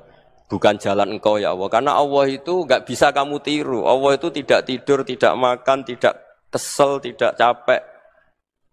Yang bisa ditiru itu siratal ladzina an'amta alaihim. Yang bisa ditiru manusia ya niru manusia. Karena Allah itu tidak bisa ditiru, makanya ihdinas siratal mustaqim siratal ladzina. Dan niru siapa? Niru guru-guru kita. Termasuk niru cara pandang. Jadi misalnya ada orang awam di rumah itu hanya delok reng, delok tikus liwat, itu kan kayak nganggur. Ora tahajud malah mendelok reng. Melihatnya jangan gitu. Huwa tarokal ma'asiyah. Dia di rumahnya tidak dugem, tidak kemana-mana. Dia berarti malam itu tarkul ma'asi. Tidak nyopet, tidak garong, tidak ke tempat maksiat. Susahnya apa sih husnudzon? Jadi jangan lihat huwa tarkut tahajud, huwa tarokat tahajud, wa taroka qiyamal lail. Oke ya, namanya orang begitu ya tidak tahajud, tidak qiyamul lail. Tapi susahnya apa sih kamu bilang huwa tarokal ma'asiyah? Dia juga meninggalkan maksiat dan tarkul maksiat itu ibadah. Supaya orang tuh gampang lah husnudzon sama orang muslim. Ini orang mukmin, orang yang luar biasa. Di mata Allah itu orang yang luar biasa. Kayak tadi Imam Ghazali, kalau saya ketemu orang muslim kemudian dia tidak pernah baik, gimana? Kata Imam Ghazali, ma min muslimin illa wa islamuhu ta'ah. Tidak ada orang Islam ketika dia mentasdihkan Allah dan Rasulullah, berarti dia juga punya taat. Ya ini latihan saja, sing iso nglakoni Habib Ahmad kula namung cerita mawon. Kula cerita secara akademik, saya punya kitab, saya baca dan alhamdulillah kita paham barokahnya para guru dan supaya terbiasalah. Sebaik-baiknya ibadah husnudzonni billah wa husnudzonni bil mu'minin. Soal tidak cocok ya diilmoni tadi ya, namanya enggak cocok ya jangan sering ketemu. Seperti Rasulullah SAW, beliau karena sangat mencintai Said Hamzah, ketemu orang yang pernah begitu sama Said Hamzah ya beliau secara basyariah tidak siap. Tapi beliau secara cara bahasa sekarang secara profesional kalau beliau seorang nabi dan harus menerima tobatnya siapapun ya diterima. Saya meskipun dengan A, B gak cocok karena dia begini-begini sama saya, tapi saya ingat dia sholat, dia baca sholawat, dia mencintai Rasulullah. Ya kita hormat. Ya soal gak cocok ya di-manage tadi ya. Zuruhiban, tasdidhuban. Kalau gak pati cocok ya jangan sering ketemu bawaannya enak nanti. Ya semuanya itu diilmoni lah. Makanya ngendikane Ma'ruf Al-Qurhi ada yang baca Al-Kharqi, mangqala fil yaumi salasa marrat wa marham ummata Muhammad kutiba minal abdal. Karena semangat mencintai siapapun satu hari sering baca marham ummata Muhammad, wa asli ummata Muhammad, wa tajawaz an ummati Muhammad. Itu mesti kutiba minal abdal. Dia pasti termasuk wali abdal. Maksudnya semangat mencintai. Ya dilatih lah. Misalnya Indonesia Power atau PLN, andai kan tidak ada PLN itu kayak apa? Orang nggak bisa ngaji, tidak bisa aktivitas. Ya barokahnya ada PLN, barokahnya jasanya. Kita sadar, tidak semua kebaikan kita ini memenuhi keinginan orang banyak. Orang banyak ingin listrik, ingin saluran apa, dan itu kadang yang mewujudkan orang lain atau kelompok lain. Ya karena itu manfaat ke orang lain ya kita doakan. Karena khairun nas anfa'uhum linnas. Sehingga kita terbiasalah ngakui orang lain. Seperti semangatnya Rasulullah SAW, semuanya itu didoakan, semuanya diinginkan kebaikannya. Bahkan Nabi gak putus asa sampai di akhirat. Ketika Nabi lain sudah putus asa karena sudah akhirat, sampai dimintai syafaat semuanya bilang nafsi, nafsi. Karena merasa semuanya gak punya nyali di depan Allah. Karena ini sudah akhirat, sudah finish. Tapi apa Rasulullah? Analah. Ya sudah, saya sanggup mensafaati kalian. Terus kata Nabi, fa'atiyal arsya. Saya mendatangi aras fa'akhirru lahu sajidan, saya sujud wa ahmaduhu bima hamida 'allamaniha rabbi. Kemudian saya tetap muji Allah dengan pujian yang terus menerus. Padahal sudah di akhirat sudah finish. Nabi dimintai syafaat masih sanggup karena Nabi tahu akhirat tidak bisa mendikte Allah, tidak bisa Allah terus bilang, "Ya Allah ini akhirat, engkau sudah tidak boleh mensyafaat." Tidak bisa. Allah tidak bisa diganggu akhirat. Allah tidak boleh dibatalkan rahmannya oleh akhirat. Allah tetap Rahman Rahim abadal abad. Dan Nabi tahu itu. Makanya kata para ulama, fa Muhammadun ahmadu min ghairihi. Jadi Nabi Muhammad namanya dua, yang terkenal. Sebenarnya banyak yang terkenal dua, Muhammad sama Ahmad. Ketika Nabi punya nyali memuji Allah di akhirat atau sudah di akhirat, itu fa Muhammadun ahmadu min ghairihi. Ketika Nabi lain sudah tidak punya nyali muji Allah karena sudah akhirat, Nabi Muhammad tetap berani muji Allah di saat seperti itu. Makanya Ahmadu di situ kata ulama itu af'al tafdil, fa Muhammadun ahmadu min ghairihi. Kanjeng Nabi lebih memuji Allah di saat yang Nabi lain sudah tidak punya nyali untuk memuji Allah di saat itu. Makanya kata Nabi, fa'akhirru lahu sajidan wa ahmaduhu bima hamida 'allamaniha rabbi. Akhirnya setelah lama gitu terus Allah ngendikan, ya Muhammad irfa' ra'sak wasal tu'tah wasfa' tusyaffa. Sudah Muhammad, angkat kepala kamu minta apa saya turutin, dan kalau kamu ingin mensyafaati umatmu saya beri hak apa? Syafaat. Semoga semangat itu juga menjadikan kita munajat bahwa rahmat Allah tidak terbatas, harapan juga tidak terbatas. Mungkin yang sedang nakal ya kita katakan sedang. Jangan terus kamu pastikan, wah ini mesti su'ul khotimah, mesti tidak orang baik. Tidak, agama ini liman kana yarjuwaha wal yaumal akhir, selalu bagi yang punya harapan. Ya, mugi-mugi dapat barokah semua. Mantu dengan kata wassalamualaikum warahmatullahi wabarakatuh. Dalam konteks Indonesia, muhasabah itu sudah jadi perilaku ya. Karena dulu orang tua saya, guru-guru saya kalau ngandani itu, bayangkan kalau kamu jadi dia. Jadi misalnya kita mentang-mentang atasan, otoriter sama bawahan. Bayangkan kalau kamu jadi yang bawahan itu kayak apa? Laukun tamakanah, kalau orang Arab bilang, bayangkan kalau kamu di posisi dia. Makanya guyonannya orang-orang Indonesia itu kan orang ngaramkan judi gitu, bareng dikasih tahu. Tapi yang menang anak jenengan, alhamdulillah. Ternyata ngaramkan itu karena ada anaknya. Kalau anaknya yang menang ya seneng. Meskipun itu guyonan, tapi saya punya padanan itu dalam kitab Hikam. Nabi Ibrahim itu Khalilur Rahman, tentu bencinya minta ampun sama yang namanya maksiat. Suatu saat beliau diterbangkan di alam malakut. Itu kalau di Hikam saya halaman 15 juga. Saya masih ingat betul. Mungkin kalau Anda beda halaman karena beda cetakan. Atau enggak punya kitabnya. Atau punya tapi tidak bisa baca. Nah itu jadi berbagai kemungkinan. Atau punya tidak bisa baca tapi dianggap jimat. Atau digo pencitraan. Banyak itu kaji-kaji tidak bisa baca kitab tapi di ruang tamunya kitabnya besar-besar. Pencitraan itu. Tapi ya bagus lah, enggak apa-apa untuk syiar. Setelah diterbangkan di alam malakut, diperlihatkan sama Allah. Ada orang pezina, ada orang syaribul khomri, ada orang mabuk, ada orang macam-macam. Allah tanya sama Nabi Ibrahim, bagaimana pendapat kamu Ibrahim tentang mereka yang maksiat? Kata Nabi Ibrahim, ya Allah habisi saja mereka. Mereka hidup di bumi engkau, makan rezeki engkau, kemudian mereka tidak taat sama engkau. Singkat cerita di fase itu, saya ulang lagi di fase itu, Allah nurutin.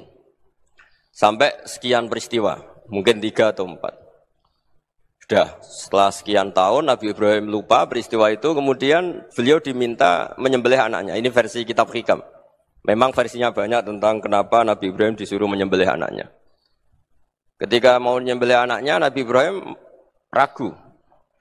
Huwa samratu fuadi. Anak saya ini buah hati saya, kenapa engkau suruh menyembelih?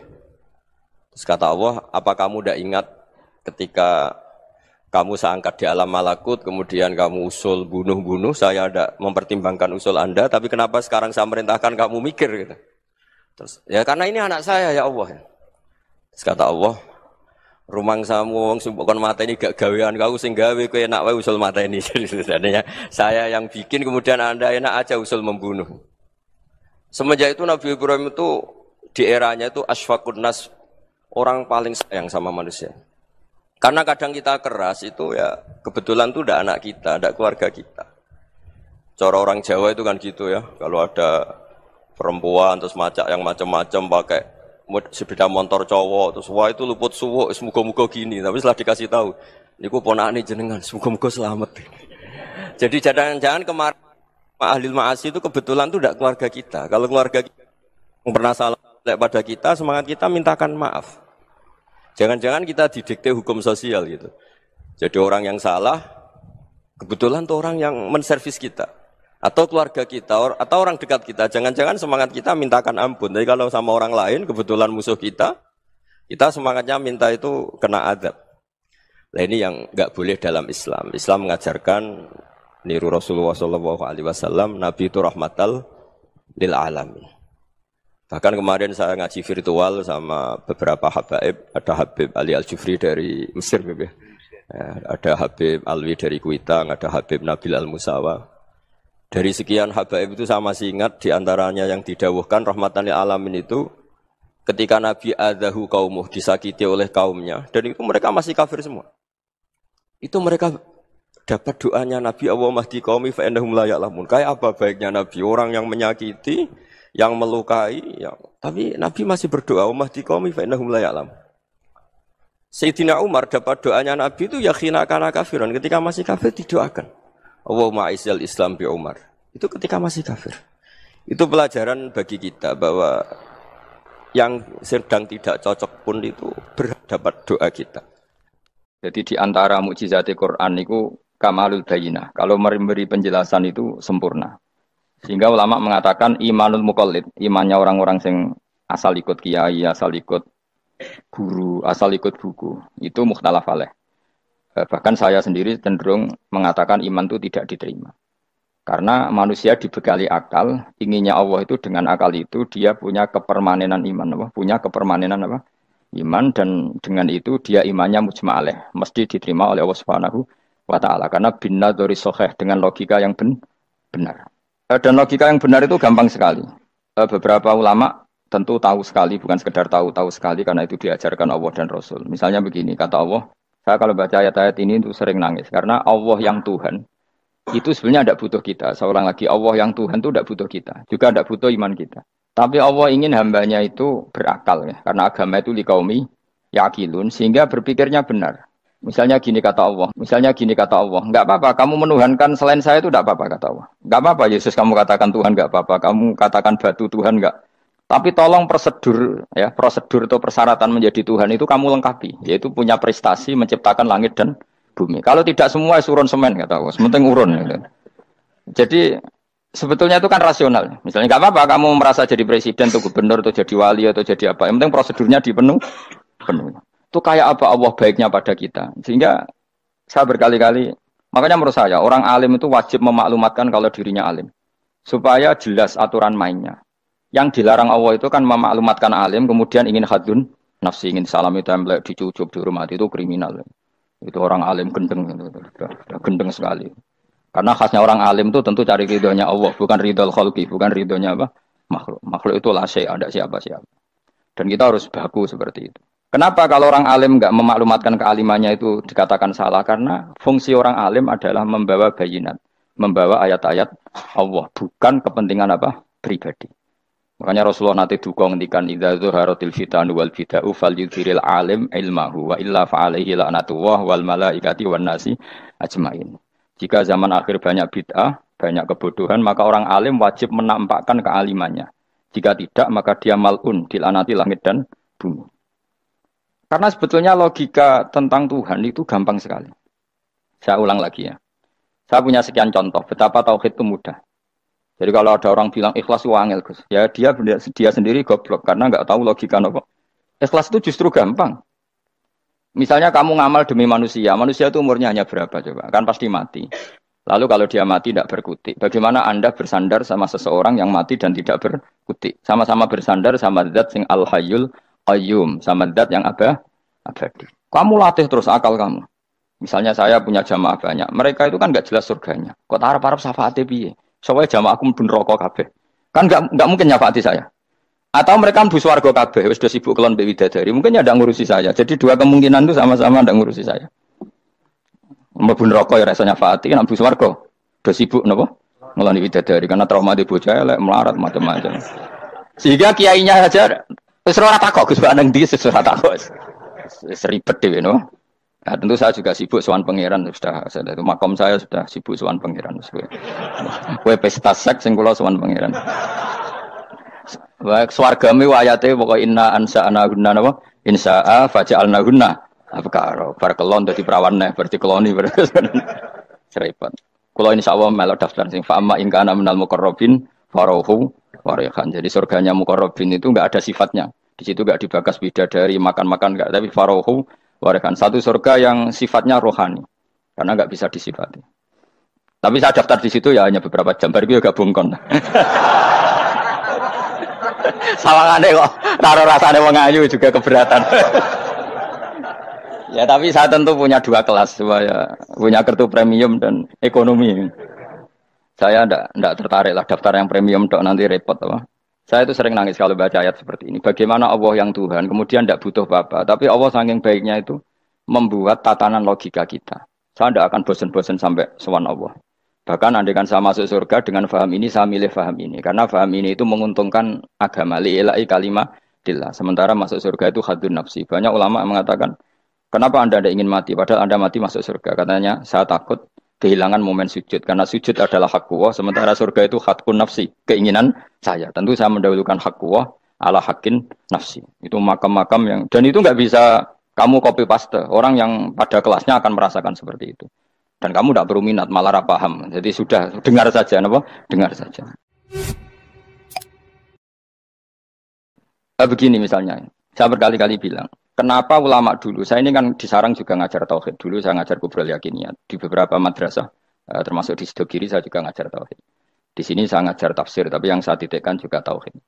Begini, saya hidup di dunia ini, terutama saya memang ingin menerangkan tauhid. Sebagaimana Allah menerangkan. Begini ya, Jubair bin Mut'im, saya tidak bosan-bosan cerita ini. Jubair bin Mut'im itu termasuk dahiyatul Arab, cerdas-cerdasnya orang Arab. Dia ditunjuk sebagai negosiator untuk membebaskan Asra Badrin, tawanan perang Badar yang kalah dan ditawan Rasulullah dan para sahabat. Kemudian harus ditebus dengan uang. Oke, disepakati. Terus singkat cerita Jubair bin Mut'im itu datang ke Madinah. Dulu karena tidak ada hotel, tidak ada penginapan, ya memang nginapnya orang musyrik itu di masjid. Ya sehingga itu lazim saja. Kamu tidak usah jadi liberal kemudian bilang musyrik boleh di masjid. Ya tidak perlu seperti itu. Kamu juga tidak perlu goblok mengatakan nggak ada ceritanya orang musyrik ngidam di masjid. Karena ya ada tarehnya seperti itu. Jadi tidak perlu goblok, ya tidak perlu liberal. Paham ya? Kalau kamu bilang wah, namono wong musyrik oleh nginep di masjid, kamu liberal. Padahal konteksnya dulu memang nggak ada hotel. Tapi kalau bilang nggak sama sekali juga goblok karena sejarahnya pernah ada. Milih nanti goblok apa liberal? Apa milih jelas? Nggak milih aja, ngaco aja. 01 apa 02 apa 00. Milih mana? Goblok, liberal, nggak milih. Nah, ketika Jubair bin Mut'im itu datang, delalah Nabi itu sholat maghrib ngimami. Nabi baca surat Wattur wa kitabim mastur fi rabbim mansur wal baitil ma'mur. Kemudian di pertengahan surat At-Tur itu kan ada ayat yang menurut saya itu sangat bagus. Sehingga di kamar saya, di rumah saya itu tak figur ayat itu. Bahwa kita harus dilatih berpikir. Kata Allah memulai argumentasinya, am khuliqu min ghairi syai'in. Apakah kejadian alam raya ini seisinya tentu diciptakan tanpa sebab? Misalnya begini, alam raya ini kata orang nihilisme atau komunis atau orang-orang paham nihilisme, itu kan dimulai dari ketiadaan. Logika ini kan goblok sekali. Berarti kalau alam ini kadung wujud, kamu kan tahu kan langit bumi sekarang kan wujud. Ya, langit bumi sekarang kan jelas wujud. Berarti logikanya adalah al-adamu yakhluqu makhlukon, sesuatu yang enggak ada menciptakan sesuatu yang itu kan aneh. Di mana-mana al-adam ketiadaan itu tidak mungkin yakhluqu syai'an atau yu'athiru syai'an. Di mana-mana ketiadaan itu tidak mungkin mengefeki sesuatu yang ada. Wong kamu sebut tidak ada itu berarti tidak mungkin bisa berbuat apa kan namanya tidak ada. Sekarang alam raya ini dimulai dari ketiadaan. Terus kamu simpulkan sesuatu yang enggak ada menciptakan yang ada, itu gendeng apa enggak? Oh, ya gendeng sarap itu. Orang usah dipatahin wong gendeng, sebarno yang mau mati dewi. Jadi makanya Quran menanyakan mereka, am khuliqu min ghairi syai'in. Apa alam yang kadung wujud ini kemudian disebabkan oleh sesuatu yang tidak ada? Lalu kalau sesuatu yang ada pasti diwujudkan oleh yang ada. Nah, karena yang ada ini pencipta harus berstatus super. Nah, super ini oleh ulama disebut wajibil wujud. Maka Allah bersifat super, wujud yang paling prima, yang kausa prima. Karena pencipta tentu kelasnya harus di atas yang diciptakan. Makanya disebut, ulama dulu menyebut Allah itu apa? Wajibil wujud. Karena pencipta tentu lebih dahulu. Maka harus disifati awal atau qadim. Awal atau qadim. Kayak apa Allah mendidik kita? Am khuliqu min ghairi syai'in. Terus Allah bilang gini, ya gak apa-apa, yang menciptakan gak saya, gak apa-apa kata Allah. Tapi amhumul khaliqun, kamu saja yang menciptakan, gak apa-apa. Tapi syaratnya kalian juga harus merasa pernah ikut menciptakan langit bumi. Am khalaqus samawati wal ardh. Jadi, enggak apa-apa kamu merasa Tuhan, enggak apa-apa. Yang penting kamu merasa ikut nembok langit, ikut ngecor apa? Langit. Jadi pokoknya ikut bikin. Terus kata Allah, bala yukinun. Kamu tak suruh merasa menciptakan langit bumi, kamu juga enggak merasa iya. Memang ya mereka merasa enggak kan? Akhirnya Jubair bin Mut'im saking enggak kuatnya. Am khalaqus samawati wal ardh bala yukinun. Amin dahum khuzun. Sama Allah dibombardir seperti itu. Dia datangi Rasulullah, ya Muhammad, logika itu tidak meninggalkan akal saya. Matarok tali akli nasihan. Akal saya habis Muhammad. Saya iman saja. Saya tidak cukup punya logika untuk melawan argumentasi ayat yang kamu baca. Saya iman saja. Terus iman. Makanya kalau ada logika nihilisme bahwa sebelum alam ini adalah ketiadaan, lalu pertanyaannya bagaimana mungkin ketiadaan menciptakan yang ada? Di mana-mana ketiadaan itu la yu'atsiru syai'an wa la yakhluqu syai'an. Jenenge wae tiada. Tiada itu ya enggak ada fungsinya, ya enggak ada efeknya, enggak ada prestasinya. Ya pokoknya namanya enggak ada ya enggak ada. Nah, ini penting saya utarakan. Terus di sini Allah mengulang lagi, enggak apa-apa yang lainnya kamu katakan Tuhan jadi mitra saya enggak apa-apa. Tapi tolong kata Allah, aruni madza khalaqu minal ardi, tunjukkan ke kami prestasi dia ikut bikin bumi. Kita tahu misalnya Yesus, Isa lahir di bumi. Bumi sama Yesus dulu mana? Dulu bumi, dia lahirnya di bumi. Lalu dia melata di bumi, jalan-jalan. Kemudian dia mengatakan ini bumi Tuhannya saya. Jadi bumi kok enak, bisa aku sih. Tua aku sih, bodoh-bodoh pangeran aku dong. Lebih apa? Tua. Jadi Allah itu gampang sekali. Nah sekarang orang iman itu kuat semua. Makanya ndak wali-wali. Imane mbek Allah taklid, njaluke aneh-aneh, njuk bojo ayu, sugih, jabatan. Bela Allah secara hujah aja enggak pernah, sudah minta. Makanya ini kita ini hidup di zaman yang saraf masal. Lho kula njaluk pangeran akeh-akeh kuwi isin. Coba kamu bela Tuhan tuh pernah bela apa? Bela Tuhan tuh gampang dengan argumentasi al-hujjah yang supaya agama ini tamkin fil ard, benar-benar mapan dalam logika. Yaitu tadi di mana-mana yang namanya sebab itu amrun wujudiyun, di mana-mana sebab itu sesuatunya harus wujud. Paling tidak kita sudah menolak nihilisme. Apa? Nah, nihilisme. Lah wujud karena wujud awal harus berstatus prima. Lah prima itu dalam bahasa ulama disebut wajibil wujud. Makanya ulama dulu ngelatih kita itu pertama Allah itu siapa? Zat sing wajibil wujud. Itu satu filosofi yang luar biasa. Nah, kemudian setelah itu ada setan-setan kecil yang nganggur, yang iseng. Nah itu nggak usah kamu perhatikan. Tinggal delok TV, ngopi, terus tinggal nyate kelata. Engko setan pingsan dhewe. Syukur-syukur stres dhewe. Dugaan saya setan saya gue pingsan, kurang gizi.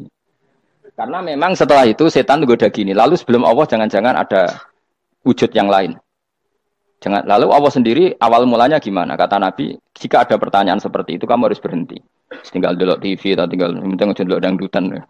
Ya kalau kepeksa ora apa-apa, kelasem ae. Saya tidak menghalalkan tapi kan sudah kamu lakukan. Karena itu lebih baik ketimbang pertanyaan filsafat. Banyak orang yang dulu sholat ketika sekolah filsafat tidak sholat. Alasannya sampai menemukan jati diri itu Tuhan. Dan itu bahaya sekali karena Nabi berkali-kali bilang kamu jangan mikir tentang Allah pasti rusak. Orang kok mungkin rusak dari Nabi pasti rusak. Nah cara menghentikan gimana? Karena setan ini makhluk, akal-akalannya gampang. Tadi tak warai. Saya sebagai ulama atau sebagai manusia atau sebagai orang awam atau sebagai siapa saja kadang ada pertanyaan seperti itu.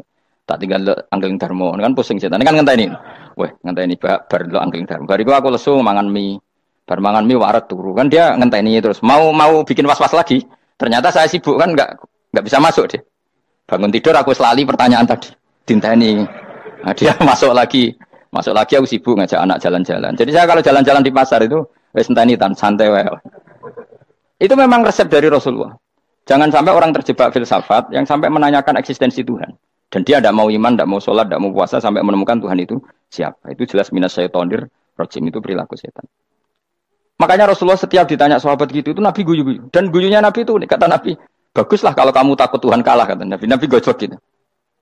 Maka ada ulama yang punya seni berargumentasi yaitu Imam Ghazali. Jika setan tanya kamu, lalu sebelum Allah jangan-jangan ada wujud yang sebelum Allah. Kata Imam Ghazali, ya itu saja yang Tuhan. Yang Allah ini enggak jadi Tuhan. Ya berarti wujud sebelum Allah itu yang benar-benar Allah. Kalau kamu bayangkan lagi, jangan-jangan sebelum itu ada wujud lagi. Ya itu saja yang benar-benar Allah. Sehingga tetap Allah itu menang terus. Paham ya? Yang jelas jangan sampai didahului Adam. Karena kalau didahului Adam lebih ngeri lagi. Karena sesuatu yang enggak ada, menciptakan yang ada. Itu lebih buruk lagi menurut akal. Menurut apa akal? Nah, daripada kamu nggak salim Imam Ghazali, tinggal saja ndelok tadi ndelok sinetron. Itu yang lucu-lucu aja. Tidak sing lucu-lucu.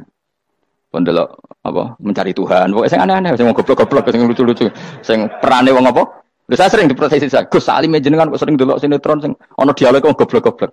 Wong goblok ku menarik cara kula. Apa ya? Cara pandang itu di luar dugaan saya karena kula berkali-kali loh kalah wong goblok.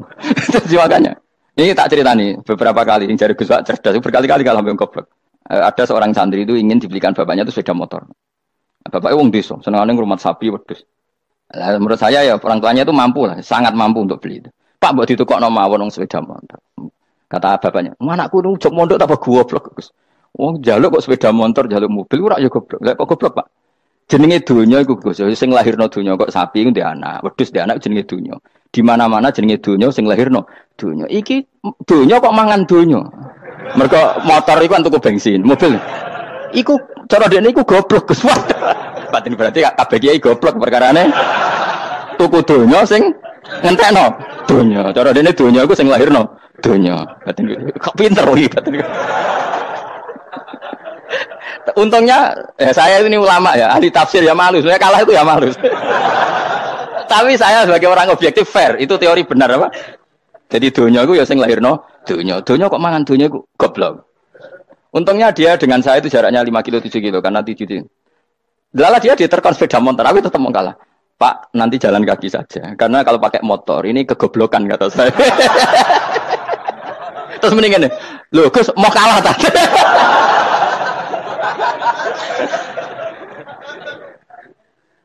Wah kacau. Singkat cerita dia bersikeras, nggak mau beliin sepeda motor anaknya karena di mana-mana dunia itu sing lahirno dunia, nggak boleh dunia kok mangan. Ini satu kegoblokan yang agak ilmiah tadi.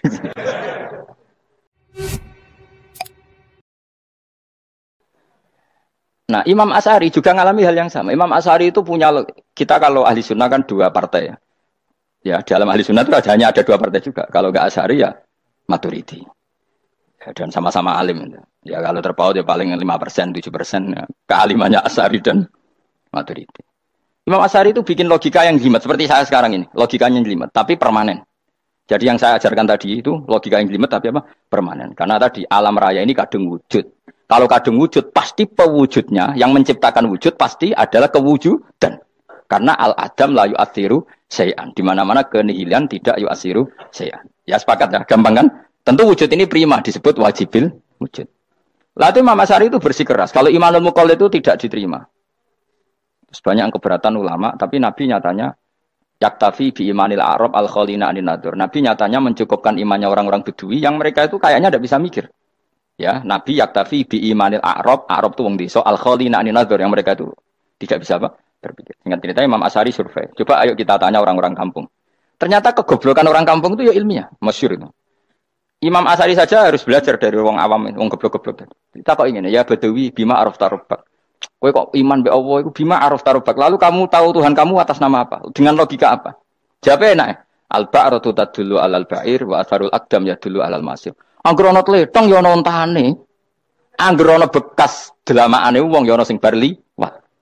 Jadi misalnya ada bekas teracak anjing, berarti anjing habis liwat. Ada bekas apa ular ya berarti ular harus liwat. Ada bekas teracak manusia ya berarti manusia habis liwat. La wa hadzal alam atharun min athari qudratillah. Alam iki bekas, mesti ana sing gawe. Jadi Mas Ari pinter juga, mesti logikane gak jelimet tapi angger ana tletong, ana sapine. Ana teracake wong berarti ana sing bar liwat. Dia ngomong gampang wa asarul aqdam ya dulu alal masir. Nah, terus Imam Sari habis itu ngendikan, ya sudahlah dengan logika apa saja. Meskipun karena zori hadal Arabi sebagaimana cara berpikir Bedui ini, sementing ada nazar. Apa ada nazar. Ya nazar apa saja. Misalnya orang ahli matematika mungkin bilang angka dimulai dari 1. 0 itu akal-akalane Khawarizm. Mereka ini kebingungan nulis 10. Tapi tetap angka itu dimulai dari 1. Kalau misalnya 1 untuk mecah kesulitan ya harus dimulai 0,1. Tidak bisa 0 tok. Jadi 0 dulu itu untuk mematahkan kalau jumlah itu tidak sampai 1. Tapi faktanya jumlah itu kan pasti 1 karena dimulai dari wajibil wujud. Khawarizm itu ya pintar matematika. Saya juga punya ilmu hisamnya Khawarizm. Itu kan dia karena kebingungan angka pecah. Misalnya 1 tidak sampai 2. Mau tidak mau harus ditulis 1,5 misalnya. Paham ya? Lalu kalau sebelum 1 tetap dia harus 0,5. Lalu hakikat 0,5 itu kan bagian dari wujud apa bagian dari Adam? Tetap bagian dari wujud. Jadi 0,5 itu kan khayal kuliah. Tawar ya. Mungkin saya ada ahli matematika ala wong kampus, tapi saya tahu Kang, ala Islam itu lebih gampang. Misalnya gini. Sesuatu itu kadang kamu putuskan itu satuannya 1. Tentu ketika separuh kamu katakan baru separuh. Tapi sebetulnya ketika satuan itu kamu katakan 10, yang separuh itu sudah 5. Itu kan terserah sing bagi, napa? Terserah sing bagi. Ya iya dong, misalnya 1 juta, 5-nya artinya apa coba? 500 ribu kan. Sekarang kalau 100 ribu, 5-nya jadi berapa? 50. Kalau 1,5 jadi. Nah itu kan terserah satuannya apa? Tapi tetap dari 0,5 itu tetap menunjuk sesuatu yang wujud. Yaitu 5-nya sebetulnya apa? 5 yang separuh tadi. Paham sih kalau maksud? Tetap nggak bisa sesuatu dimulai dari apa? 0. Nah, makanya kata Abdul Hamid Khan kalau dalam mendidik tauhid, itu gampang saja tadi. Alam raya ini kadung maujud, kalau kadung maujud pasti disebabkan oleh sesuatu yang wujud. Karena wujud pencipta harus berstatus prima. Lah prima ini atau premium ini kita sifati wajibil wujud. Atau kamu katakan apalah kausa prima atau musabibul asbab. Nah kelirunya kita dalam berislam itu, kritiknya para ulama, kita ini nyebut Allah dulu baru menceritakan status Allah. Kalau zaman Nabi itu dibalik. Status wajibil wujud itu kita terangkan dulu, baru yang oleh Islam itu namanya Allah. Paham ya? Kan beda, misalnya gini logikanya gini, kamu ketemu orang ateis. Saya ulang lagi, kamu ketemu orang ateis, terus kamu ditanya, lalu alam ini yang menciptakan siapa? Allah Jalla Jalaluh. Mesti kan tanya, man huwa Allah? Allah itu siapa? Kalau dulu Islam mengajarkan enggak gitu. Surat pertama turun apa coba? Iqra. Iqra itu enggak nyebut kata Allah. Iqra bismi rabbika. Rabbika itu siapa? Alladzi khalaq. Sebutlah nama Tuhan. Yang berhak menyandang Tuhan adalah zat yang pencipta. Itu tidak ada kata Allah. Di surat Mudatsir, surat kedua, ya ayyuhal mudatsir kum fa'anzir wa rabbaka fakabbir. Bukan Allah fakabbir, wa rabbaka fakabbir. Sehingga cara berpikir gini dibalik. Sebutlah Tuhan kamu. Tuhan itu siapa? Yang berstatus Tuhan adalah zat yang berstatus pencipta. Nah, lalu pencipta ini oleh Islam dinamai Allah. Kalau orang ateis kamu langsung bilang Allah, man huwa Allah. Berarti pertanyaannya Allah itu siapa? Lalu kamu jelaskan Allah adalah pencipta. Allah adalah wajibil wujud. Tentu lebih gampang kamu terangkan. Makanya Al-Quran menerangkan amuhuliku min ghairi syai'in. Maknanya saya di sini maknanya ya Allah. Apa? Allah. Apakah mereka diciptakan tanpa pencipta? Tentu setelah Islam tahu itu namanya siapa? Allah.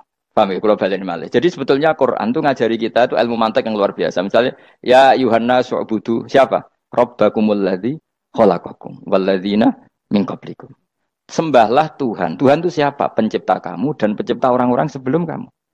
Lalu Tuhan ini oleh Islam dinamai. Tapi kalau langsung kamu bilang ke orang ateis atau orang Uni Soviet, Allah itu Tuhan. Allah itu siapa? Sebab itu di beberapa ayat dijelaskan dulu status Allah. Sifatnya Allah, keakhasan Tuhan. Yang dikatakan Tuhan adalah zat pencipta. Kalau tidak pencipta berarti tidak Tuhan. Sekarang Yesus pencipta bumi apa enggak?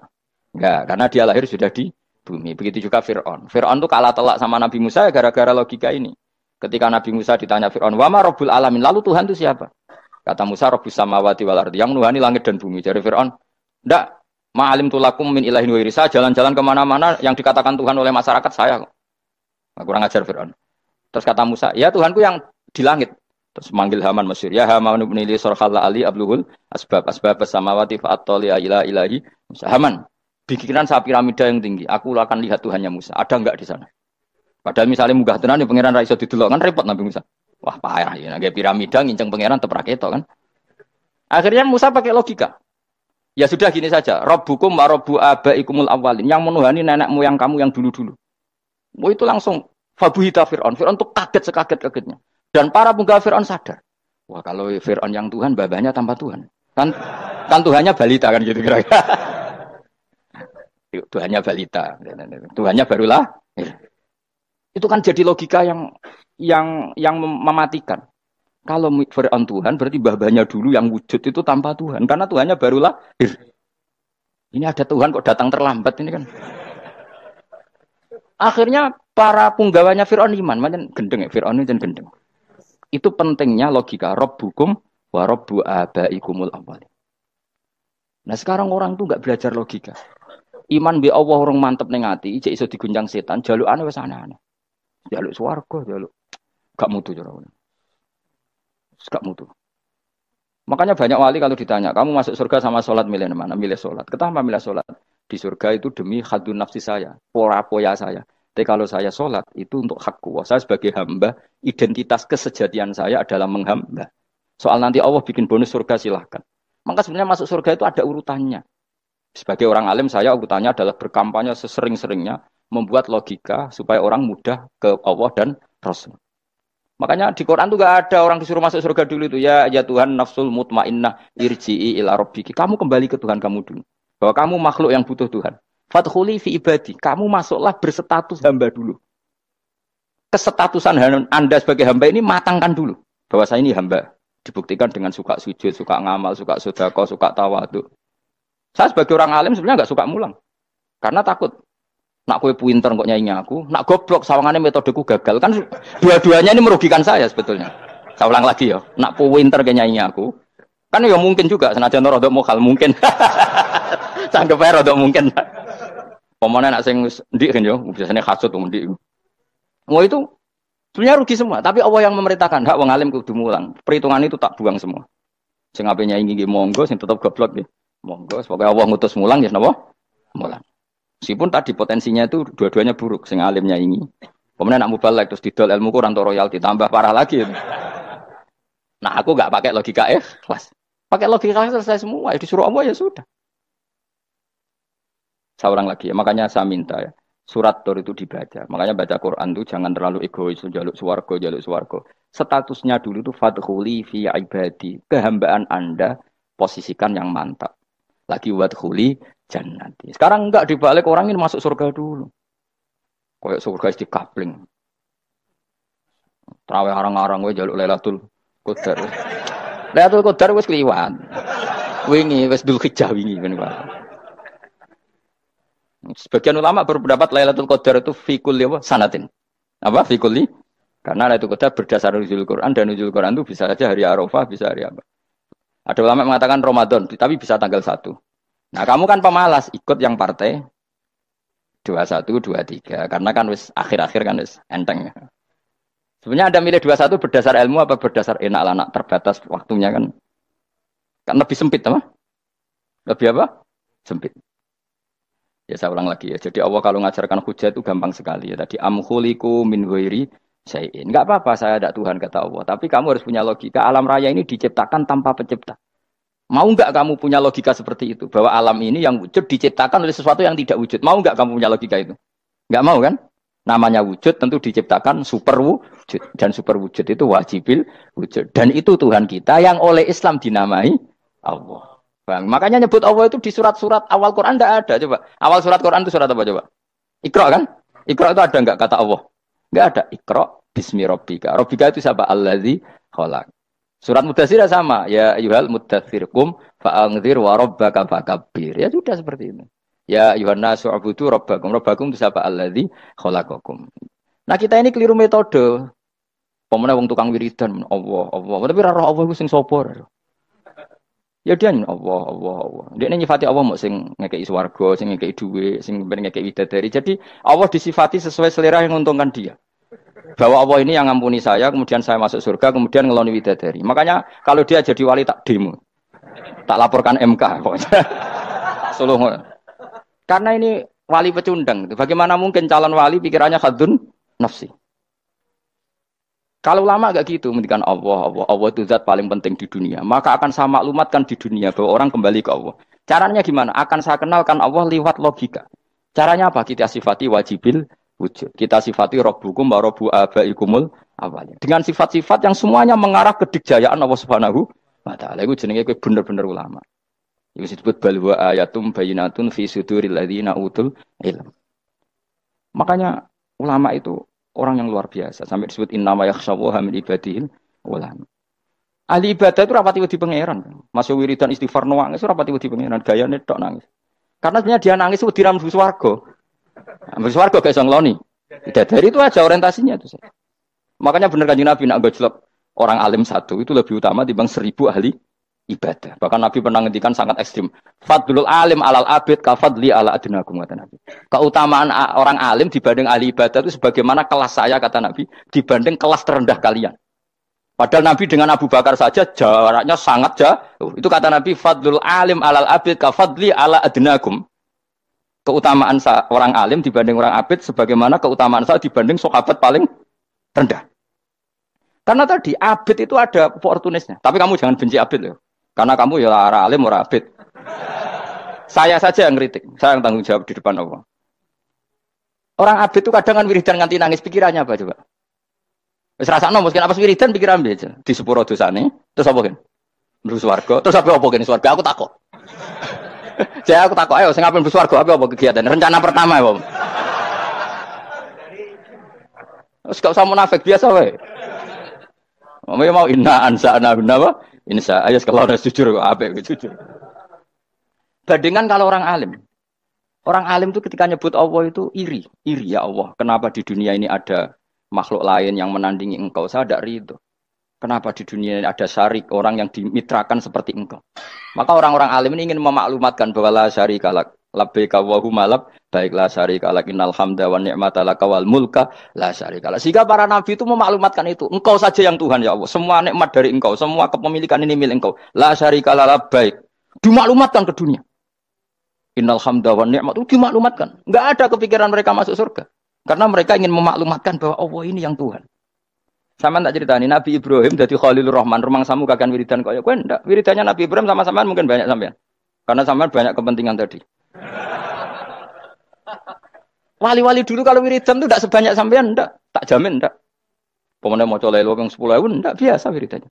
Tapi khosyahnya sama Allah luar biasa. Pertama Nabi Ibrahim diangkat jadi khullah. Khullah itu ya Khalilur Rahman itu. Itu dia wiridannya gini. Ya Allah, innahu la yahzununi alla ara ahadan fil ghairi ya'buduka. Alla ara ahadan fil ardi ya'buduka ghairi. Sama saya hafal tadi. Memang saya hafalkan. Ya Allah, saya ini susah sekali. Kenapa zat sepenting engkau? Kemudian yang menyembah engkau hanya saya. Ini tidak fair. Makhluk yang enggak penting saja punya umat. Makhluk-makhluk yang enggak penting aja jadi pusat perhatian. Misalnya artis atau presiden atau gubernur atau tokoh top. Semuanya jadi presiden. Padahal semuanya itu makhluk yang enggak sepenting engkau. Ini zat yang sepenting engkau. Kemudian yang tahu kalau engkau penting hanya saya, ini tidak fair. Nangis dan.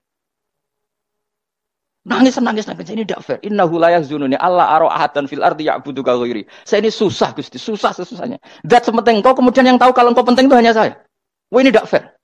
Loh, coba kalau orang mencintai sesuatu kan gitu. Misalnya kita bojo ayu, kemudian wong liya kabeh darane elek, mangkel ora? Mangkel enggak? Kamu beli Alphard. Kamu kira itu mobil mewah. Kemudian orang nyejajarkan podo mek keri, mangkel enggak? Semua kenikmatan itu kita nikmat karena itu diakui ya enggak? Wes gunane apa kaya di Alphard gawa ning Gunung Kidul. Terus wong darani ngono iku padha mek keri ambek kejangke mangkel ora kira-kira. Enggak penting mewahnya ini tetap butuhnya pengakuan. Coba misalnya kamu jadi presiden hidup di dunia orang sufi. Sing darane wong penting wong saleh ahli sujud ora kakuat iki. Keteko di Barnos. Karena itu dihormati situ hanya orang apa saleh. Kakuat gak? Mau kakuat gak? Atau kowe dadi artis top teko ning daerah Gunung Kidul wong desa-desa terus diundang lek. Oh, mangkel kae. Lha bayangno.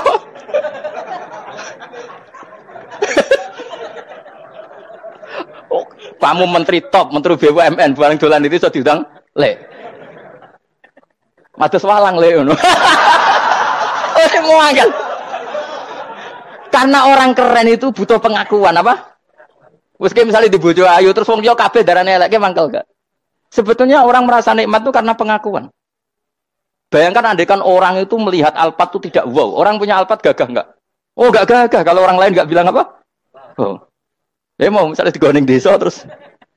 Orang desa nganggap kamu model tepak terus. Terus saya mau. Badhe numpang wedhus kula angsal Pak. Kagak ati. Habis kan.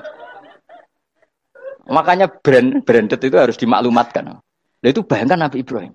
Zaman itu ada Raja Namrud yang dipuja-puja, ada orang kaya dipuja-puja. Kemudian engkau yang Tuhan, pemilik langit bumi, enggak ada muja-muja engkau. Ini enggak fair ya Allah. Nangis. Orang kok kowe eling pangeran sak jam swarga Gusti. Dasar gak bakat wali. Terus saya itu pernah kangen Nabi Ibrahim itu sampai nangis dan itu saya tidak berdoa. Semua yang terkait Nabi Ibrahim itu saya baca. Mulai surat Quran, tafsir tentang Ibrahim. Dan sampai saya di Kudiro di Takdir Allah pernah ziarah ke makamnya Nabi Ibrahim. Itu saya hampir gak pernah doa. Saya isek. Ya karena tadi. Ketika Nabi Ibrahim nangis-nangis gitu, ya Allah ini tidak fair. Engkau zat terpenting di alam raya ini. Kemudian gak ada yang menuhankan engkau. Gak ada yang merhatikan sama ini tidak fair. Susah sekali. Karena yang tahu engkau Tuhan itu saya tok. Masyhur itu sama Allah. Karena Ibrahim nangis-nangis itu terus sama Allah diterbangkan ke langit. Disebut wakadzalika nuri Ibrahim malakutas sama. Di langit ada jutaan malaikat sujud, jutaan malaikat rukuk, jutaan malaikat baca tasbih. Nabi Ibrahim oke Gusti kalau gini ya benar, ini baru benar kata-kata. Makanya terus Allah dengan keangkuhannya, karena Allah punya sifat angkuh dan itu sah walahul kibriya. Kan sifat angkuh baik untuk Allah tapi tidak baik untuk makhluknya, dan Allah dengan sifatnya walahul kibriya. Kata Allah, kalau nasihati para nabinya, kamu tidak usah susah. Jika di bumi jarang orang nyembah saya. Innalladzina 'inda rabbika yusabbihuna lahu bil-laili wan nahar wa hum la yasamun. Kamu tenang saja. Orang yang di sana di langit-langit itu maksudnya para malaikat itu bertasbih siang dan malam. Wa hum la yasamun dan mereka tidak berhenti-henti, tidak bosan-bosannya bertasbih. Jadi nabi itu baru terhibur kalau yang diidolakan itu keren. Itu nabi, itu wali kutub, itu wali. Kamu enggak nyebut Allah itu sebenarnya kamu kan enggak ingin kan bangun malam ingat Allah, berhubung utamu akeh. Terus Allah mbok libatno, mbok nyaur kan sebenarnya itu. Kamu ingin jadi bupati, sebenarnya kamu enggak kangen Allah. Kamu ingin jadi bupati. Terus Allah mbok jak koalisi kan gitu. Terus malam-malam Allah, ya Allah ini hambamu ya Allah, minta ini. Sebenarnya kamu kangen Allah apa kangen keinginan kamu? Terlalu menyindir banyak orang ya. Maksudnya ini cerita saja. Ya sudah ini kayaknya kok banyak yang tersindir, tapi ini kan ngaji. Yang ngaji itu harus naik kelas. Ya sudah tidak usah diteruskin kok banyak yang tersinggung. Ya sudah tidak usah diterusin.